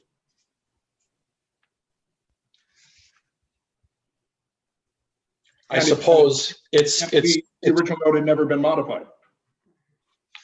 If the original note had never been modified, I don't know. I suppose it's the identical situation. If you had a stated maturity date in the note of 1 year, never modified, and you slap an affidavit on the record with a copy of the note, it's the same situation as what we have here. And to that, I would respond, Chief Justice Green, is in the Overlook case, if maybe the circumstances in that case would be identical if the bank chose to record the notes instead of the modification agreements. Let me ask the question more generally. What, in your view, is the intent of the obsolete mortgage statute, and how would allowing recordation of the note or the modification to the note, either one.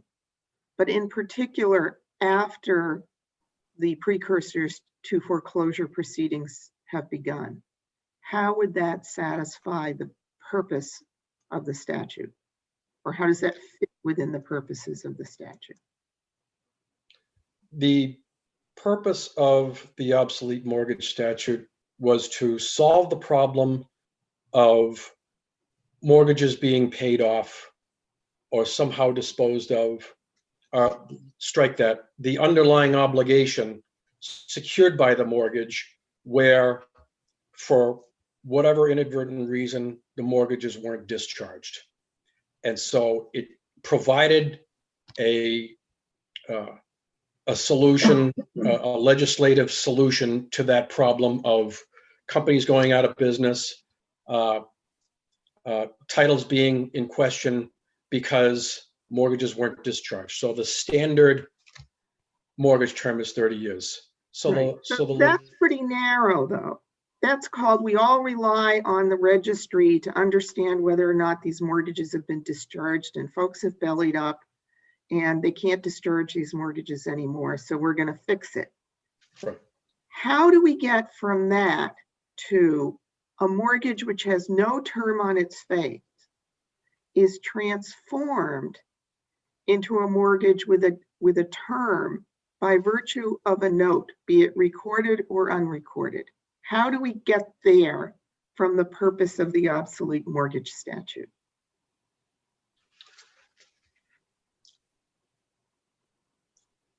I guess that would open the door to everybody recording notes in hopes that they would be able to utilize the statute as a. But that does not, you're not answering, that's the effect of what that would do. But the question is, how does that align with the purpose of the statute? How does recording the revision agreement align with the purpose of the statute? Yeah, Right. no. How does creating a circumstance where a borrower can transform the note of the mortgage from a mortgage without a stated term into a mortgage with a stated term align with the purpose of the obsolete mortgage statute, the purpose that the legislature had in mind?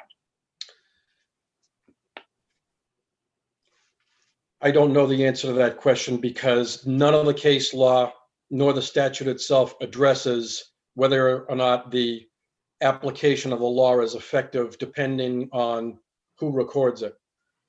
So And what, go ahead. I finished my thought, Justice Sullivan. All right. I'm just, this is your world.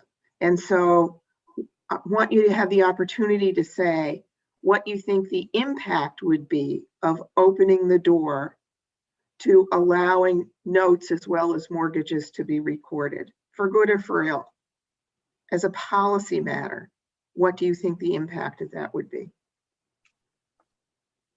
It would, well, on the one hand, it might have an undesirable effect of everybody finding the loophole in the law and finding that if they had a modification agreement and there was a maturity date of a mortgage that was 30 years from now, and then the modification agreement, strike that. If a mortgage did not have a stated maturity date and somebody had documents that govern the maturity date of the underlying note, then certainly people are going to try and take advantage of that and record it.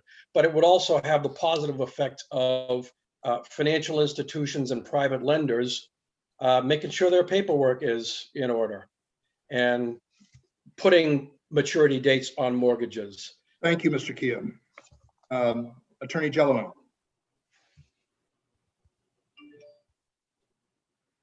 You're on mute, Mr. Attorney Gelano.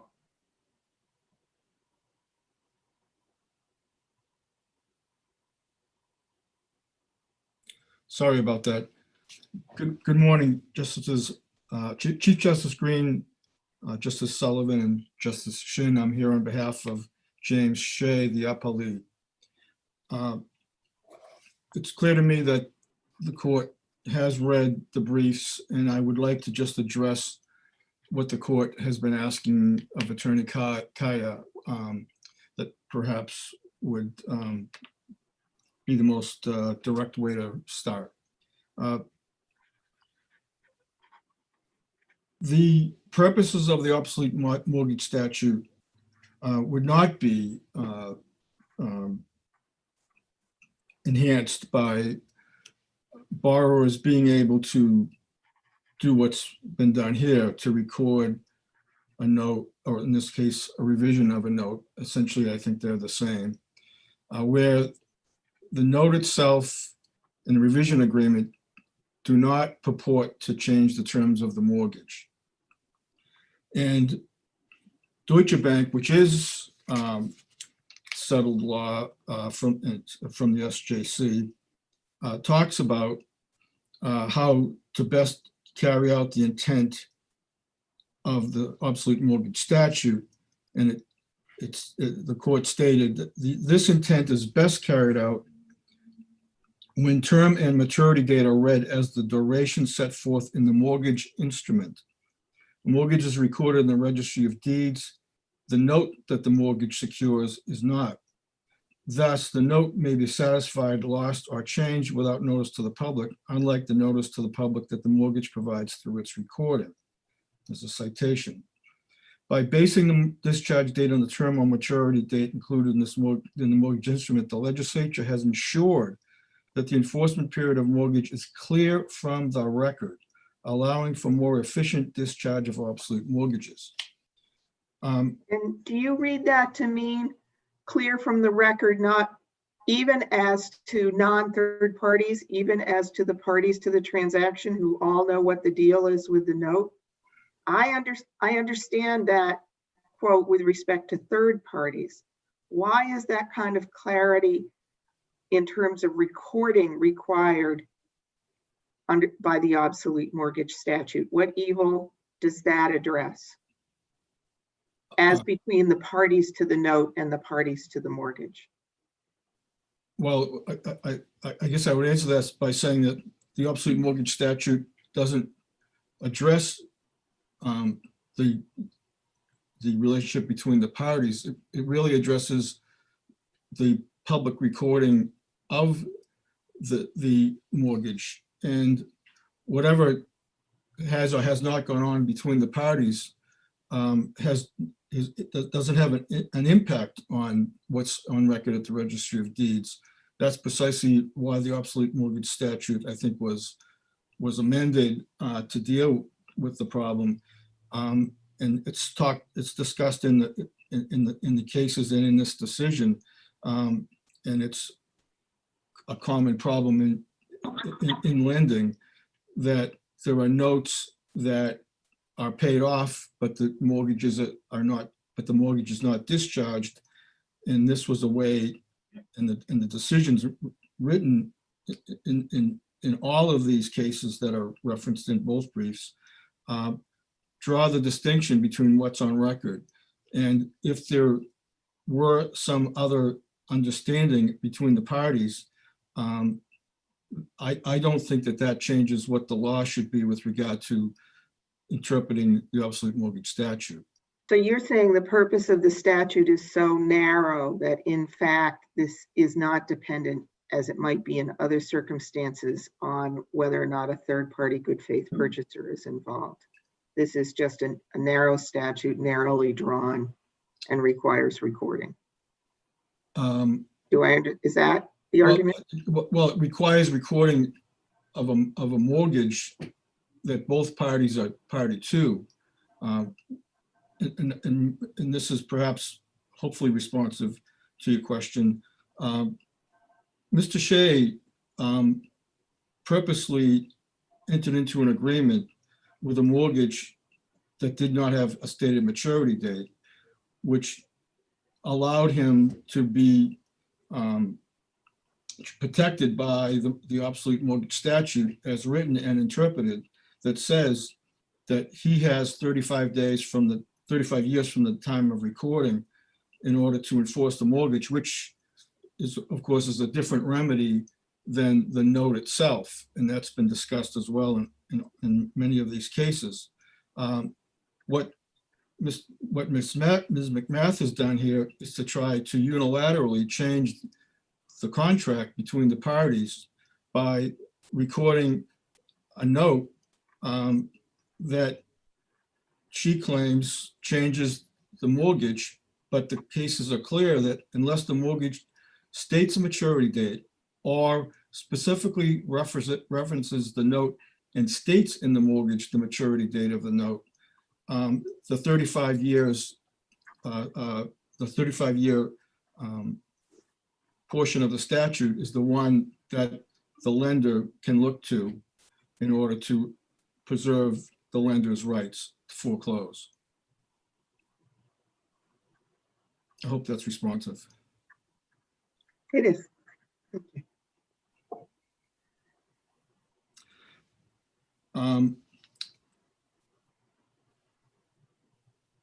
I think that the decision by the lower court is supported by the reasoning in Deutsche Bank, both at the land court level and at the SJC.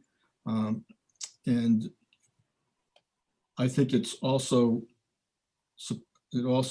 reflects the public policy that Deutsche Bank speaks to about how the obsolete mortgage statute should be interpreted. And unless there are further questions, I would rely on the brief that was submitted on behalf of Mr. Shea. Thank you very much. Thank you both. The case is submitted. Thank you very much. Morning, Your Honor. It's a Wait, pleasure. Mr. Nguyen, wait until we call the case. And we are back live and on the record. Okay, the next case on our list for hearing, now it is this afternoon, is case number 2019 P 1654, Ann M. Foley and another versus Charles R. Tevnin. You may begin. Jeff Nguyen for Ms. Foley. It's a pleasure to be before the court again. The question before the court involves a transaction between Ms. Foley and her attorney, which is subject to careful scrutiny before determining that there was no overreaching of the client and no abuse of confidence. In this transaction, it involves a trust formation that was drafted by the attorney to allocate himself 1/4 interest in trust himself for alleged legal services and imposes a fiduciary duty upon the client to count and maximize funds to his benefit. Must be reviewed carefully to determine whether it's violative of public policy. So the two policy question is whether it's permissive to convert your client into your fiduciary as you undertake to perform legal services for her. And the second is whether a conveyancing attorney who was hired to purchase a property ends up owning a stake in that property. Those questions need to be reviewed a bit carefully, because I can imagine a circumstance where attorneys who practice conveyancing encounters unwittingly client who wasn't the all wherewithal and agrees to allocate a percentage of a property, no matter how much consideration you may impose upon it. In this case, the attorney is claiming $40,000 to $50,000 worth of legal services that allocates himself a 25% interest in a commercial real estate. And Mr. Nguyen, this case was tried before a judge who entered written findings of fact. Are you challenging any of those findings as clearly erroneous? I believe the court's findings is inconsistent. It's erroneous, but it's also inconsistent. The court's finding the purpose of the trust is to purchase real estate for Ms. Foley and to move her business into. But at the same time, it runs contrary to the ultimate outcome of the case, which is Ms. Foley. I'm talking, first of all, let's just say I want to establish a baseline of the question of the factual findings on which the ultimate conclusions rest. Are you challenging the accuracy of any of the individual findings of fact that the judge entered? I am. We're challenging the fact that she was one who proposed that they enter into a trust relationship in which she owes a fiduciary duty to her attorney. Okay, and you're challenging that as on the your burden, of course, is to establish that finding is clearly erroneous, meaning that it is not supported by any evidence in the trial record. It is not. If we're reading that the trust itself, then of course we would establish that is evidence that she entered into this agreement. Well, there was testimony as well, right? There is testimony as well. Okay, and it's the prerogative of the judge as finder of fact to determine which testimony to credit and which testimony to disbelieve, correct? That is partially as well, but the inference that's drawn from his finding that the purpose of the trust, which was to buy real estate for her and move her business into, runs contrary to the fact is that she understood that he owned an interest in the property, meaning he has control over the property. Okay, now the judge also made a finding, a fact, that the attorney advised the client to consult independent counsel and that the client determined not to do so. Is that correct? Yes, Your Honor, and that is one of the factual findings that again that's how the judge would view the circumstances. Was there testimony to support that finding? There was testimony to support that finding. Okay, but do you contend, despite the presence of record evidence to support that finding, do you contend that the finding is clearly erroneous? It's not as clear erroneous, but that itself, whether a client is advised to seek independent counsel or not, doesn't waive the question as to whether the transaction as a whole is fair. I understand that. I'm just trying to establish what our baseline is in terms of the factual foundation on which the ultimate questions of law rest. Yes, Your Honor. Okay, so what we have is a finding that the client was sophisticated, was fully informed, and made a voluntary waiver of the right to or the option to seek independent counsel, and that the trust was formed for the purpose of acquiring title to this property. The question that I need there's no factual finding as to the conclusion she's a sophisticated, savvy businesswoman. The only testimony as to her prior history as an insurance agent was through her. There was no other evidence indicating her business acuities or her intelligence. She was a high school educated individual who had been doing customer service throughout her time in the insurance agency and decided to go about becoming an insurance agent. There's no other evidence aside from her own testimony about her ability that he could conclude such a finding. And that itself is clearly erroneous. We're focusing on we're utilizing a judgment of a person's intelligence to determine whether this transaction is fair. But there's no evidence aside from her testimony as to how smart or unintelligent she is. So that is clearly erroneous. The finding that bases the whole case upon is that she's savvy businesswoman. And so where I'm asking the court, and Ms. Foley's asking the court, is to set this transaction aside or issue a constructive trust over this property. If we look at the transaction, it does not show intelligent, savvy businesswoman, but one who was dependent upon her attorney. And her attorney decided to form this transaction in the middle of a closing to purchase a note and mortgage. These are indicias of undue influence that the attorney has over a client. It didn't occur afterwards. It occurred at that time.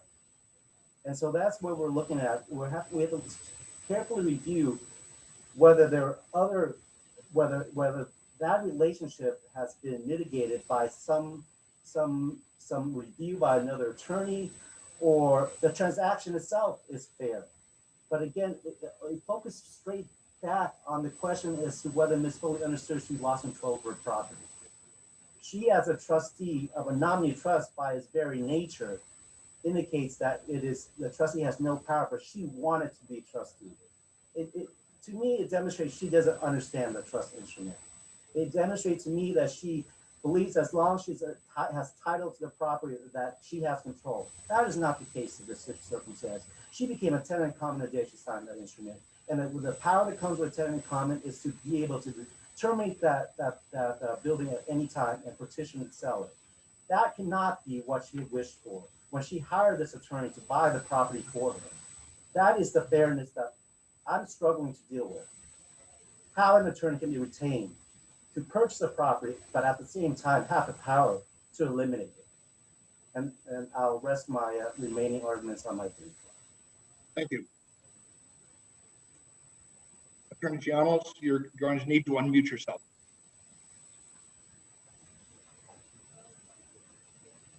I apologize, Your Honor. May it please the court, Kiri Giannoulis for the appellee Charles R. Tevnin. As an initial matter, and the Chief Justice was delving into this on if my brother was attacking the findings of fact, I just want to correct the record here that Judge Ullman's findings, which are contained in the addendum at paragraph 8, he writes, Ms. Foley was an intelligent, competent, savvy business person, having created and run an insurance agency for 18 years. I believe my brother stated something a little different. She had owned an agency for 18 years at that time. The record shows that she had been a trustee of a prior trust, that she had owned other commercial buildings at that time, that she was approximately 58 years old.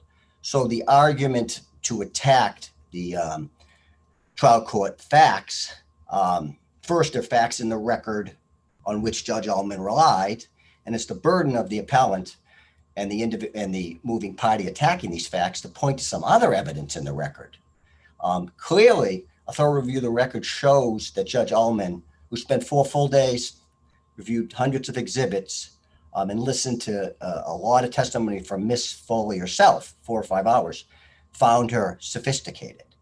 And I think Judge Ullman used the word sophisticated because in the line of cases which really dominate this case, the Pollock versus Marshall cases, cases in which a lawyer and a client enter into a business transaction, and there are also ethical rules governing that.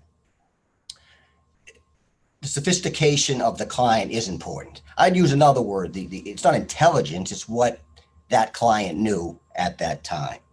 So the essence of this case is, did the trial judge, after hearing all the evidence, find that first, Charles R. Tevnin, an attorney at that time about 10 years, he's now a 30-year attorney, did he at that time perform the duty he said he was doing? Did he do the legal work, which consisted of, and I won't run through it because it's fully briefed, consisted of hundreds of hours of work. This was a commercial property, had environmental problems, had bankruptcy issues attached to it, the prior owner. He had to run many different issues down. Trial judge listened to 2 hours testimony from Mr. Tevnin concerning this. There was no expert testimony from the other side attacking that this legal work was either should not have been done, there was overbilling, there was any type of legal work that wasn't done properly. There was trial testimony below concerning the environmental analysis, and the trial testimony of the plaintiff here, Ms. Foley, pretty much mirrored what Mr. Tevnin said he did in his work. So the first part of the analysis, did Mr. Tevnin do the work he said he did? The judge found he did. Judge then moved on to the trust relationship. I won't go through the whole story as it's fully briefed in the statement of facts of why a trust created. It was done because Ms. Foley wanted a straw because of the prior owner of the property being a friend, and she didn't want this Mr. Sika knowing that she now bought the property. But the trust was created. The trust, as the trial record shows and the findings of fact, was reviewed with Ms. Foley, who at this time had owned an insurance agency for 18 years and was a successful businesswoman and had been the trustee of a prior trust, reviewed with Ms. Foley, another attorney, Attorney Cullen, who became the original trustee, so that this Mr. Sika would not know Ms. Foley was behind this. He said under oath at trial that he reviewed it. He reviewed the complete nominee trust, what was going on, what the beneficent interests were. Okay. Prior to that, which is December of 98, when Mr. Tevnin had given his bill to Ms. Foley, she informed him that she couldn't pay. The bill was approximately $40,000, which the judge finds in his findings. Ms. Foley is the one who offered the equitable interest in this, we'll call it business transaction. So Judge Ullman was totally on point, totally correct at finding first, did Mr. Tevnin do the work? Second, was it fair and reasonable, the business transaction? Third, was it explained to the client? And four, did the client understand it?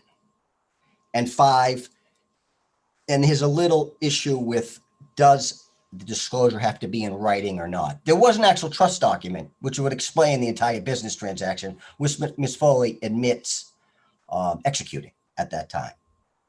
So applying the Pollack versus Marshall standard of entering into a business transaction with a client, the trial judge found, as can be seen in the rulings of law, that Mr. Tevnin had fulfilled all the elements to avoid any type of fiduciary duty action. What's important in this case too is, and as this court well knows, in a breach of fiduciary duty case, the burden shifts to the defendant. So Ms. Foley didn't have to prove that Mr. Tevnin breaches fiduciary duty. Mr. Tevnin had to prove that he didn't.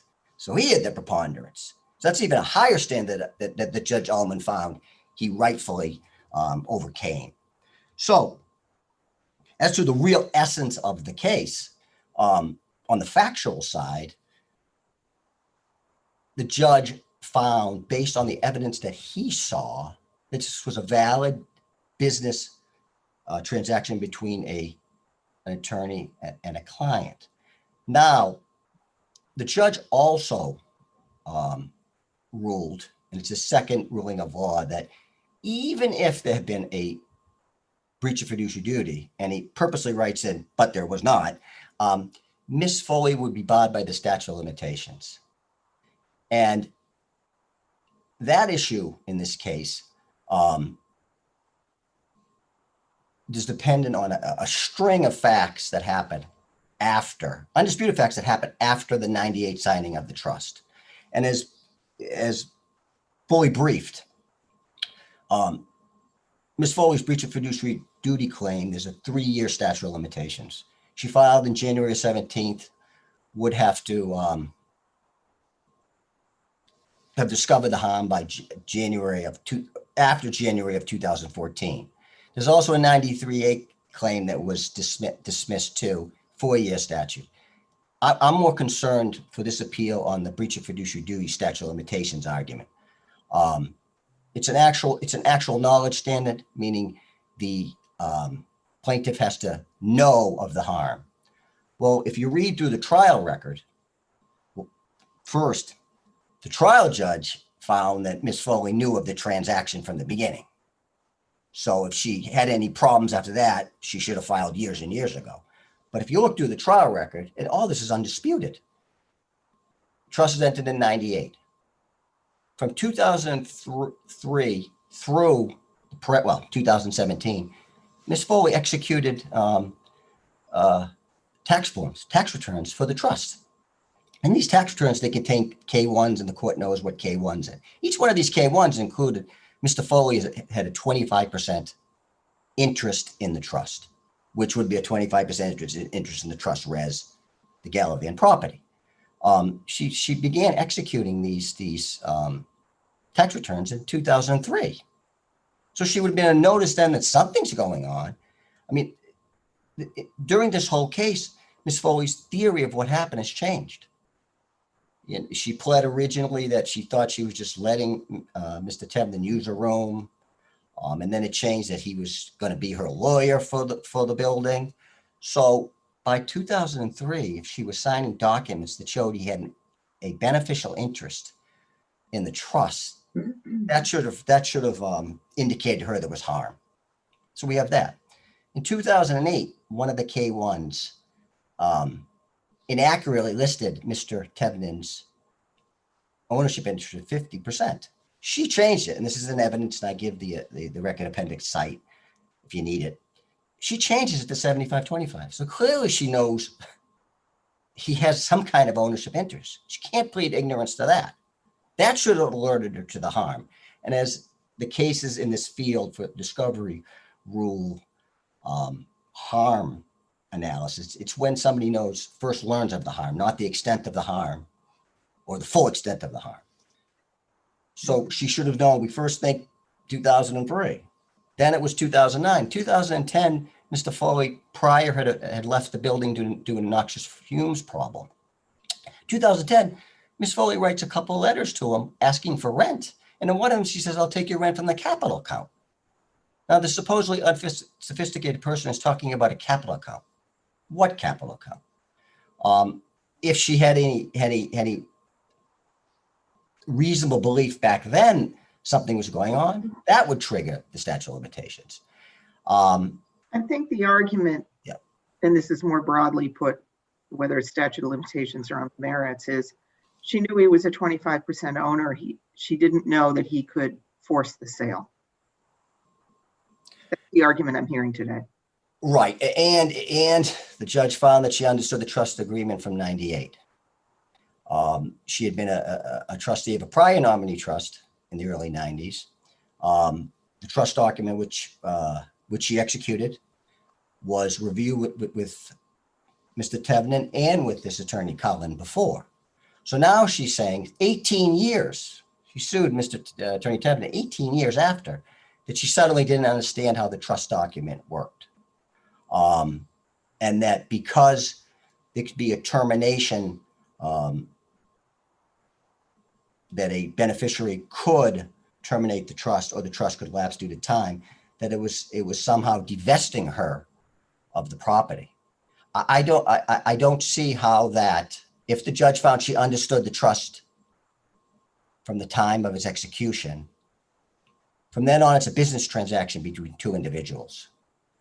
And the fact that one or the other in this business could, for lack of a better term, terminate the business is I think, irrelevant to, did Mr.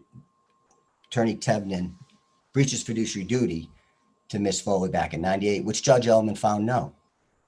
So with the statute of limitations, I don't think my brother is making the argument that the termination clause is the harm she didn't figure out. I think his argument, or my argument, is any harm. I mean, if her theory is he never was a beneficial owner,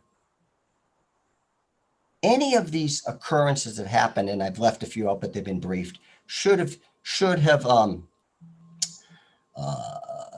opened her eyes to the fact that there was something was going on with the trust. So I understand Justice Sullivan's question. I don't think that applied to the statute of limitations. And I don't think Judge Ullman applied that. Judge Ullman basically said that from the execution, she was aware of what was going on. So she blew the statute by, or missed the statute by 15 years. There's some other arguments raised by my brother. In his brief, I feel that he's raising an argument that perhaps the Pollock line of cases, there needs to be a change of the law in that a client and attorney, after they enter into a business relationship, there can never be a fiduciary duty running from the client to the attorney. Pollock and Marshall and the line of cases going all the way back to Israel, they contemplate that. The rule of ethics contemplate that. That's the whole point of these rules of this common law. So once you do the right thing, right, going forward, there could be fiduciary duties running from the client to the lawyer. One would assume, and as I said in my brief, that a lot of times these business relationships are partnerships. Well, there would be duties running between client to lawyer. I gleaned from his brief, I think in his brief, he's trying to say we want to extend the law or change existing law to create a new carve-out for public policy. And I don't want to misinterpret what Mr. Wynn said. And our position is that the trial judge found Mr. Tevnin did everything he was supposed to do. Okay. He then was a beneficial owner of a trust. Okay. After that, it's like any business relationship. He shouldn't be held to a different standard after the creation of the business transaction if he did not breach any ethical rules, and if he fulfilled the elements of Pollock and those line of cases. There's a great case that when I was preparing last night, I ran across. It's Merrick versus Rubin. And I will, if the court allows me, file a 16L letter. And it's right on point. It's a. Thank you, Attorney Giannis. We will look forward to seeing that citation. The case is submitted. 2019 P589, Richard D. Bostwick versus 44 Chestnut Street and others. Bostwick, you may begin. Yes. Can you hear me? Yes. Okay. My name is Richard D. Bostwick. I'm a pro se plaintiff appellant and a citizen of Massachusetts and the United States. As a citizen, I have a duty to remedy the constitutional and statutory violations by 1, the big banks, which affects hundreds of thousands of families. Number 2, state and administrative agencies, which affects thousands of Massachusetts families. And 3, to provide guidance and uphold the integrity of the Commonwealth court system, which affects thousands of Massachusetts families. And 3, to provide. I guess I'm getting feedback. As stated by stating the Commonwealth court system, I mean the lower court, Middlesex Superior Court, and appeals court defendants. For me, it has been 19.5 years of litigation in the Commonwealth and federal courts.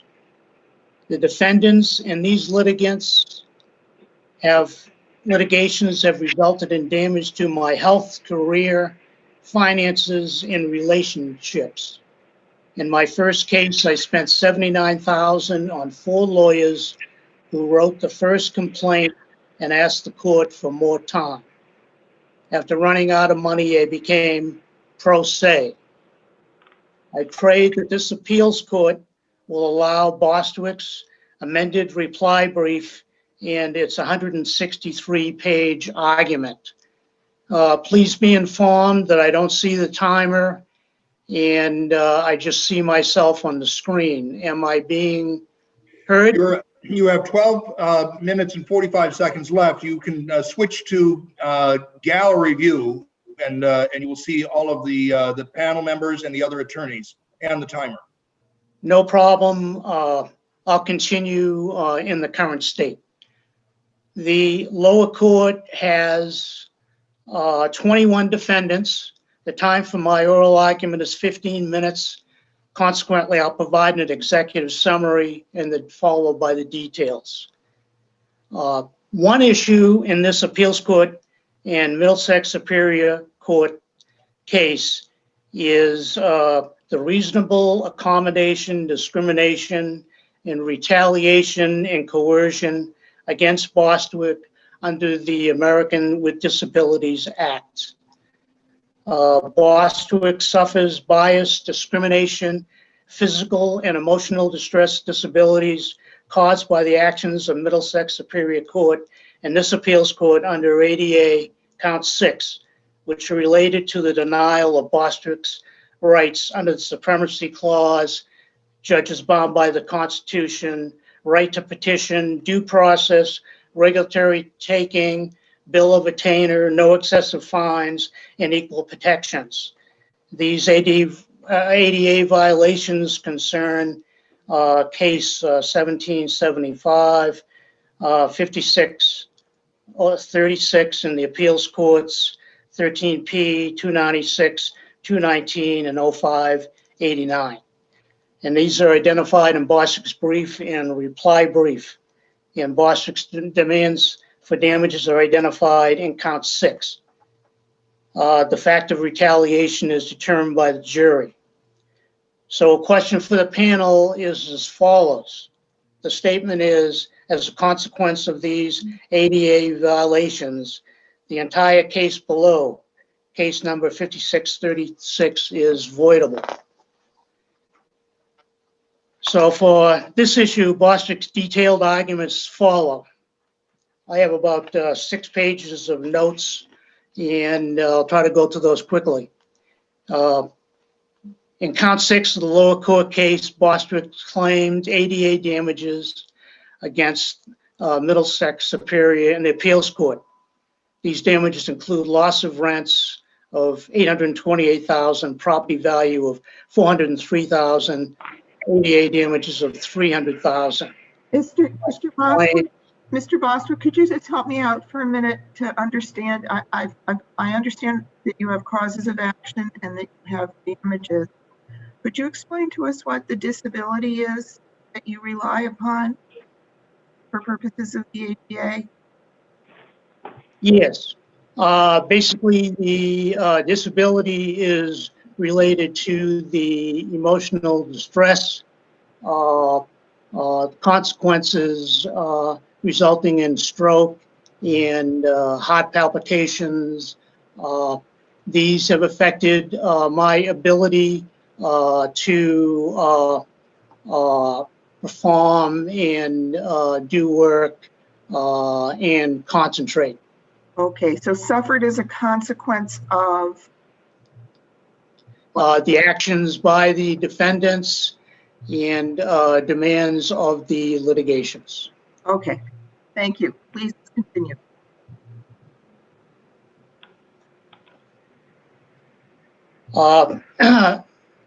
Basically, all of this is in the reply brief. I'm running out of time. So basically, the state has no immunity. 8.5 minutes. The state has no immunity from these Title II claims.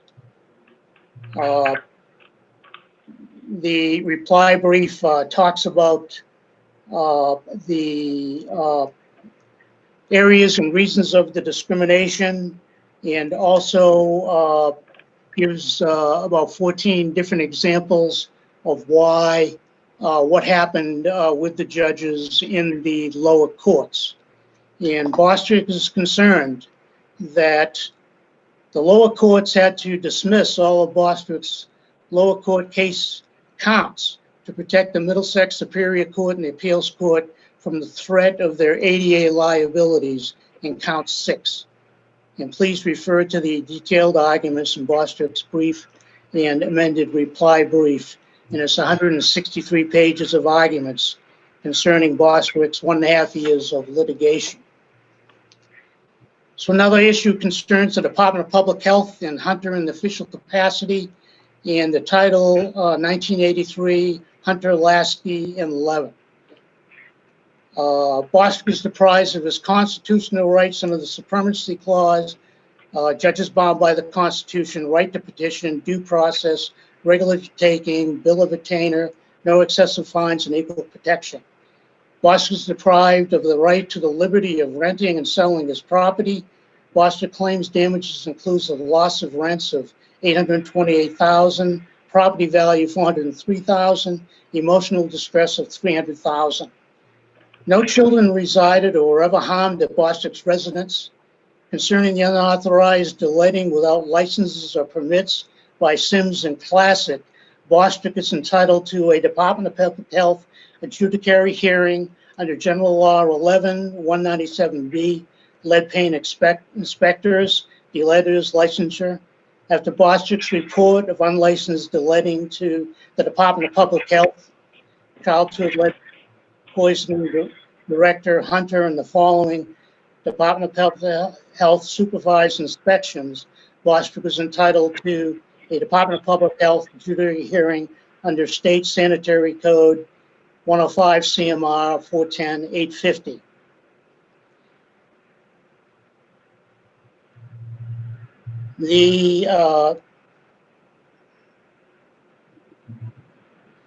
Given the unauthorized letting by Sims and Classic, Hunter and the Department of Public Health stated that Bostrick's only option for renting is an unauthorized letting letter.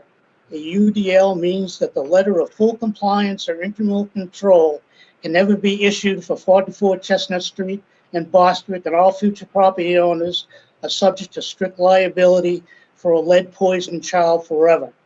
Several questions for the panel are as follows. These are the questions, the statements, and I don't know if we have time for answers, but a conflict of law exists between 105 CMR 410-850 and 105 CMR 46900, where the Supremacy Clause rules for 105 CMR 410-850. No conflict of the law exists for General Law 11175B. The Department of Health waived its sovereign immunity by its breach of its promissory estoppel contract with Bostwick. The contract is expressed both oral and written by the 02 September 2008 CLPPP complaint, 2, the ongoing internet stigma publication, 3, the deposition of Paul Hunter. The contract is implied in fact and implied in constitutional law, for example, constitutional due process and taking. For renting of Bostwick's multiple family, the promissory estoppel contract demanded the letting at a cost of $270,888, resulting in a UDL with a strict liability forever. However, the Department of Public Health breached the contract by its denial of Bostwick's legal right to a Department of Public Health adjudicatory hearing under General Law 11197B and 105 CMR 41050. The Title 42 1983 persons, Hunter, Lasky, and Levin, waived their qualified immunity. There is no compelling government interest in the 1983 person demands are objectively unreasonable to include a letter of unauthorized letting oral contract, 21 December 2007, deposition of Hunter, ongoing internet stigma publication. The 1983 persons violated Bostwick's legal right to a Department of Public Health adjudicatory hearing under General Law 11197B and 105 CMR 410-850. Bostwick's property has UDL and strict liability for a lead-poisoned child forever claimed against it. Consequently, Bostwick's right to rent and sell his multifamily was constitutionally taken without compensation, due process, and equal protection. The taking by the 1983 persons was objectively unreasonable, not discretionary, and knowingly willful. Bostwick argues that all the lower court judges dismissed all of Bostwick's claims against Sims and Classic unauthorized letting at Bostwick residence to protect the interest of the Department of Public Health. Another issue concerns Santander Bank, Sovereign Bank, and Fannie Mae. Several questions for the panel are as follows. Under General Law 235-13, Bostwick may bring an action for a breach of covenant for damages and equity against Santander and Fannie Mae instead of suing for or against the penalty. In addition, on the quantum merit theory of recovery, Bostwick may sue the defendants for the fair value of the work that he has done concerning A, protecting the title to Bostwick residents, and B, preventing property sale, environmental damage violations by Santander and Fannie Mae. Santander and Fannie Mae no longer have a legal interest in Bostwick's property and cannot bring an action to foreclose, said Judge Courtroom. Bostwick is entitled to an independent foreclosure review at no cost. Mr. Bostwick, you have about a minute and a half left. Okay. The Superior Court 2015 case dismissed Bostwick's wrongful for foreclosure claims under res judicata from the Superior Court 2009 case. Then I have information on Lansford C, Sims, and Bernard and Bates. Pertaining to Bernard and Bates, there was discovery of violations under General Law 142A9C, and therefore, pertaining to the statute of limitations, Bostwick didn't find out this information from Consumer Affairs until 24 January 2014, when Bostwick discovered the lost evidence of Bates, Bernard, and Gant. Consequently, there's no statute of limitations for the claims in count 11 of fraudulent concealment, misrepresentations, fiduciary negligence, and negligence of infliction of emotional distress. Thank you for your time and supporting both me and others in your legal service to the state and the country to promote justice. Thank you, Mr. Bostwick.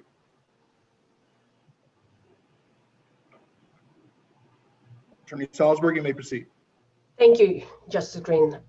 So I'll address the res judicata issue, which is what is at the core of Mr. Bostwick's claims against Santander and Fannie Mae. As to the constitutional and ADA violations, we rely on our briefing, which is on page 24 to 29 of Santander and Fannie Mae's brief. Now, as to the res judicata issue, Mr. Bostwick brought the original 2009 action on the facts and circumstances surrounding Santander's authority to foreclose on the property. Now, that was triggered by an SCRA complaint that was filed in the land court, but at the time that Mr. Bostwick filed the 2009 action, the foreclosure hadn't taken place. So Judge Curran, when Santander and Fannie Mae moved for summary judgment, Judge Curran granted summary judgment to Santander and Fannie Mae on the basis of the fact that the argument was not ripe yet. However, if the court were to read the Wright Machinery v. Seaman and Wall case, a 1974 case from the SJC, that case says that even though the basis for granting the summary judgment in 2009 was a not ripe argument, the fact that summary judgment operates as a binding adjudication of the claims that were raised means that the court, which is Judge Curran, has examined the pleadings, and I focus on the word the pleadings, as well as any affidavits filed in opposition to the summary judgment motion, to determine that even if the facts set forth in the pleadings and the affidavit were true, they would not be legally sufficient such that it could go to a jury to try the facts. And that I'm sorry, what case did you just cite? It's Wright Machinery v. Seaman and Wall, 364 Mass 683. It's a 1974 case, Justice Shin. And you're saying that that case stands for the proposition that when earlier claim is dismissed as not right, that constitutes an adjudication on the merits for purposes of res judicata?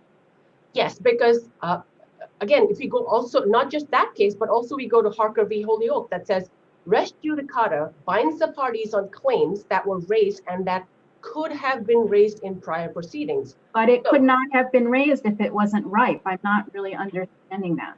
So, Your Honor, the complaint in the 2009 action did raise the issue of whether Santander had standing to foreclose on the property, and that was based on an assignment that was included in the complaint. So, Judge Curran, at the summary judgment stage, the burden on him is, his duty says that he's not just supposed to read what's in the summary judgment motion, it's also the pleadings has to be read. And that's what the Wright Machinery case said. So while I can't be in Judge Curran's mind when he ruled on the summary judgment motion, the Wright Machinery case says that summary judgment is a binding adjudication of all the issues that could have been raised. But I mean, I'm looking at your brief and the citation and the parenthetical to Wright Machinery. It doesn't say anything about unright claims. I mean, summary judgment is certainly a decision on the merits, but an unright claim could not have been brought in the earlier action. So I missed the last part of yours. A claim that is not right could not have been brought in the earlier action. And it is clear from Judge Curran's decision and R128 affirming that decision that that was the basis for his grant of summary judgment on that issue. Yes, Your Honor. And as to the unright claims, on page 21 of Santander's brief, we've cited a string cite of several cases where the issue of whether an issue, a claim in particular, was ripe can be a basis of res judicata. So but the question of whether it was ripe, it can be, is res judicata, but a dismissal of a claim because it's unripe is not an adjudication on the merits. Sorry, I missed the first half of your. I said the dismissal of a claim because it is not, a dismissal of a claim on grounds of ripeness is not an adjudication on the merits. Right.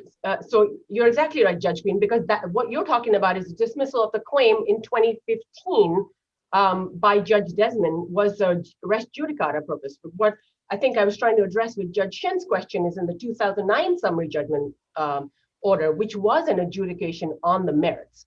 So the motion to dismiss that Judge Desmond ruled on the basis of res judicata, that was based on the fact that Judge Desmond determined that the 2009 summary. It's difficult for me to see how a dismissal of a claim is not ripe is an adjudication on the merits. So let's just accept that it's not an adjudication on the merits, the earlier dismissal by Judge Curran. Okay.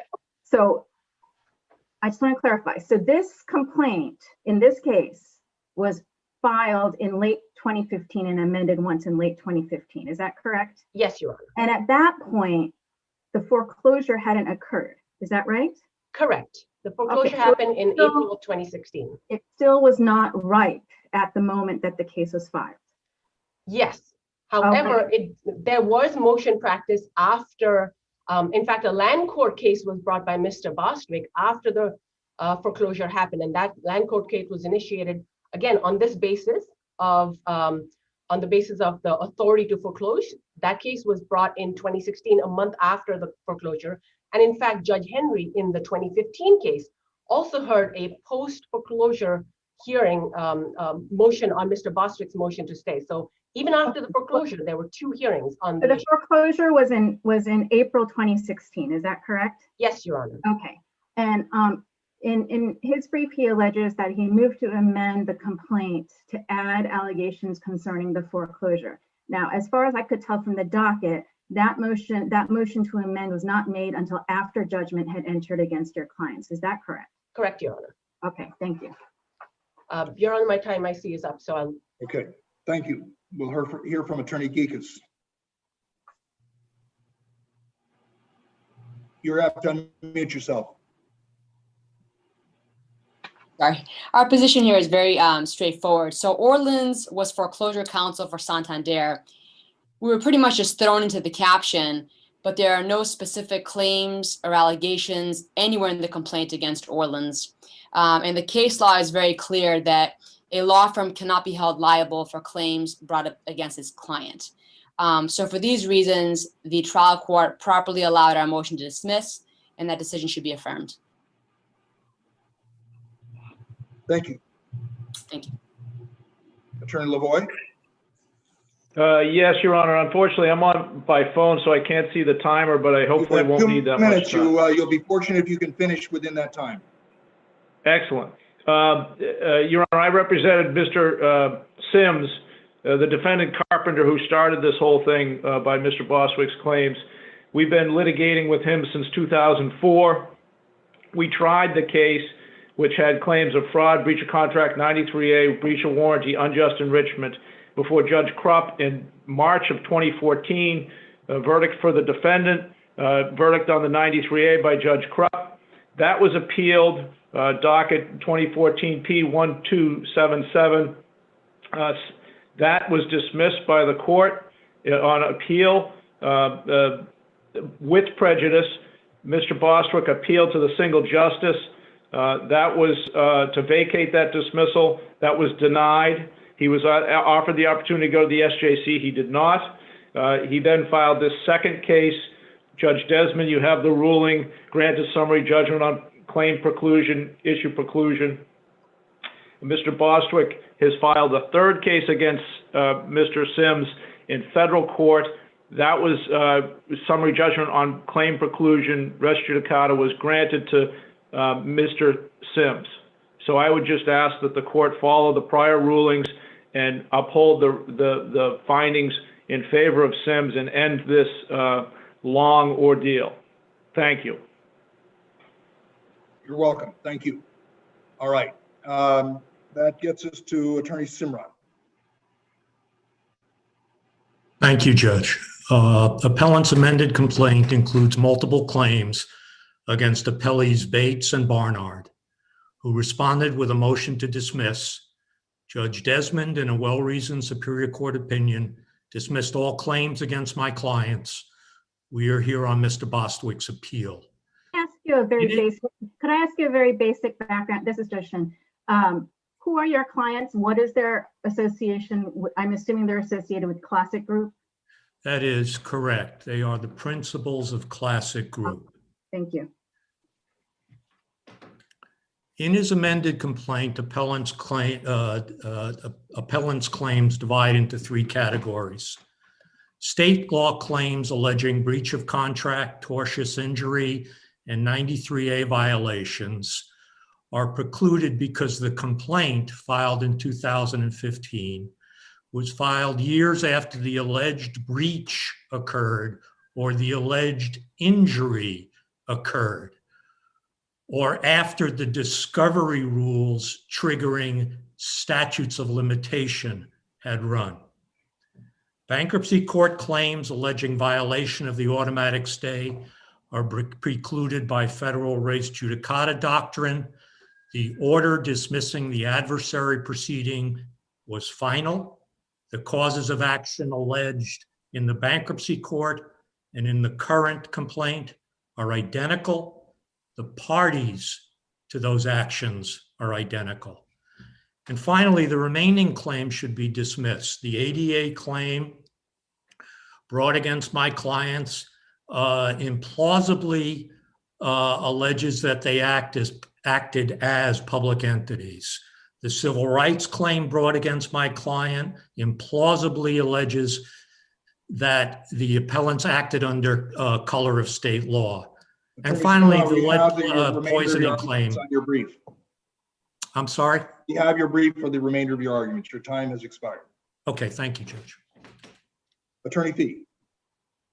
Yes, I'm here on behalf of the Commonwealth defendants, the Department of Public Health or DPH, and DPH employees Paul Hunter, Warren Lasky, and Donna Levin, as well as the Middlesex Superior Court and the Appeals Court. Your Honors, the Superior Court correctly dismissed all claims against the Commonwealth defendants. The claims fall into two categories, and I'll take each in turn. First, the claims brought against DPH and the individual DPH employees were correctly dismissed based on claim preclusion. The Superior Court correctly found that Mr. Bostwick's civil rights claims against DPH and the individual DPH employees were barred by claim preclusion because Mr. Bostwick had previously, as some of the other attorneys this afternoon mentioned, brought a claim against DPH challenging the same enforcement action and underlying decisions in May 2010 that was dismissed in March 2011 by Judge Wilkins in the Superior Court. As such, the elements of claim preclusion are met. DPH was sued in that previous case. The DPH employees are in privity with DPH. While the claims here are characterized as civil rights claims, they do challenge the same enforcement action, the same decisions. And there was certainly a final judgment in that prior case. In our papers, we also argue alternative grounds for dismissal, including statute of limitations, sovereign immunity, failure to state a claim, and qualified immunity. I'll rest on my papers for those arguments at pages 23 to 28 of the Commonwealth's defendant's brief. Secondly, with respect to the Middlesex Superior Court and the Appeals Court, the Superior Court correctly dismissed Mr. Bostwick's civil rights claims and claims of ADA violations against those defendants as well. With respect to the civil rights claims, they were barred. The Superior Court correctly found that they were barred by both sovereign immunity and absolute judicial immunity. With respect to what are we to do with the fact that we are being asked to resolve a claim brought against the Appeals Court? Well, I would ask that I don't believe any of you are involved in any of the claims or allegations, and I believe that this panel is able to uphold the decision of the Superior Court regardless. But there's a claim for damages directly against the Appeals Court, right? Yes, Your Honor, that's correct. So how do we resolve that? I believe that the case law is clear that the appeals court is completely immune from the claims that were brought. No, I understand that, but how do we resolve a claim for damages against ourselves? I can come back to you with more briefing on that issue if the court requires.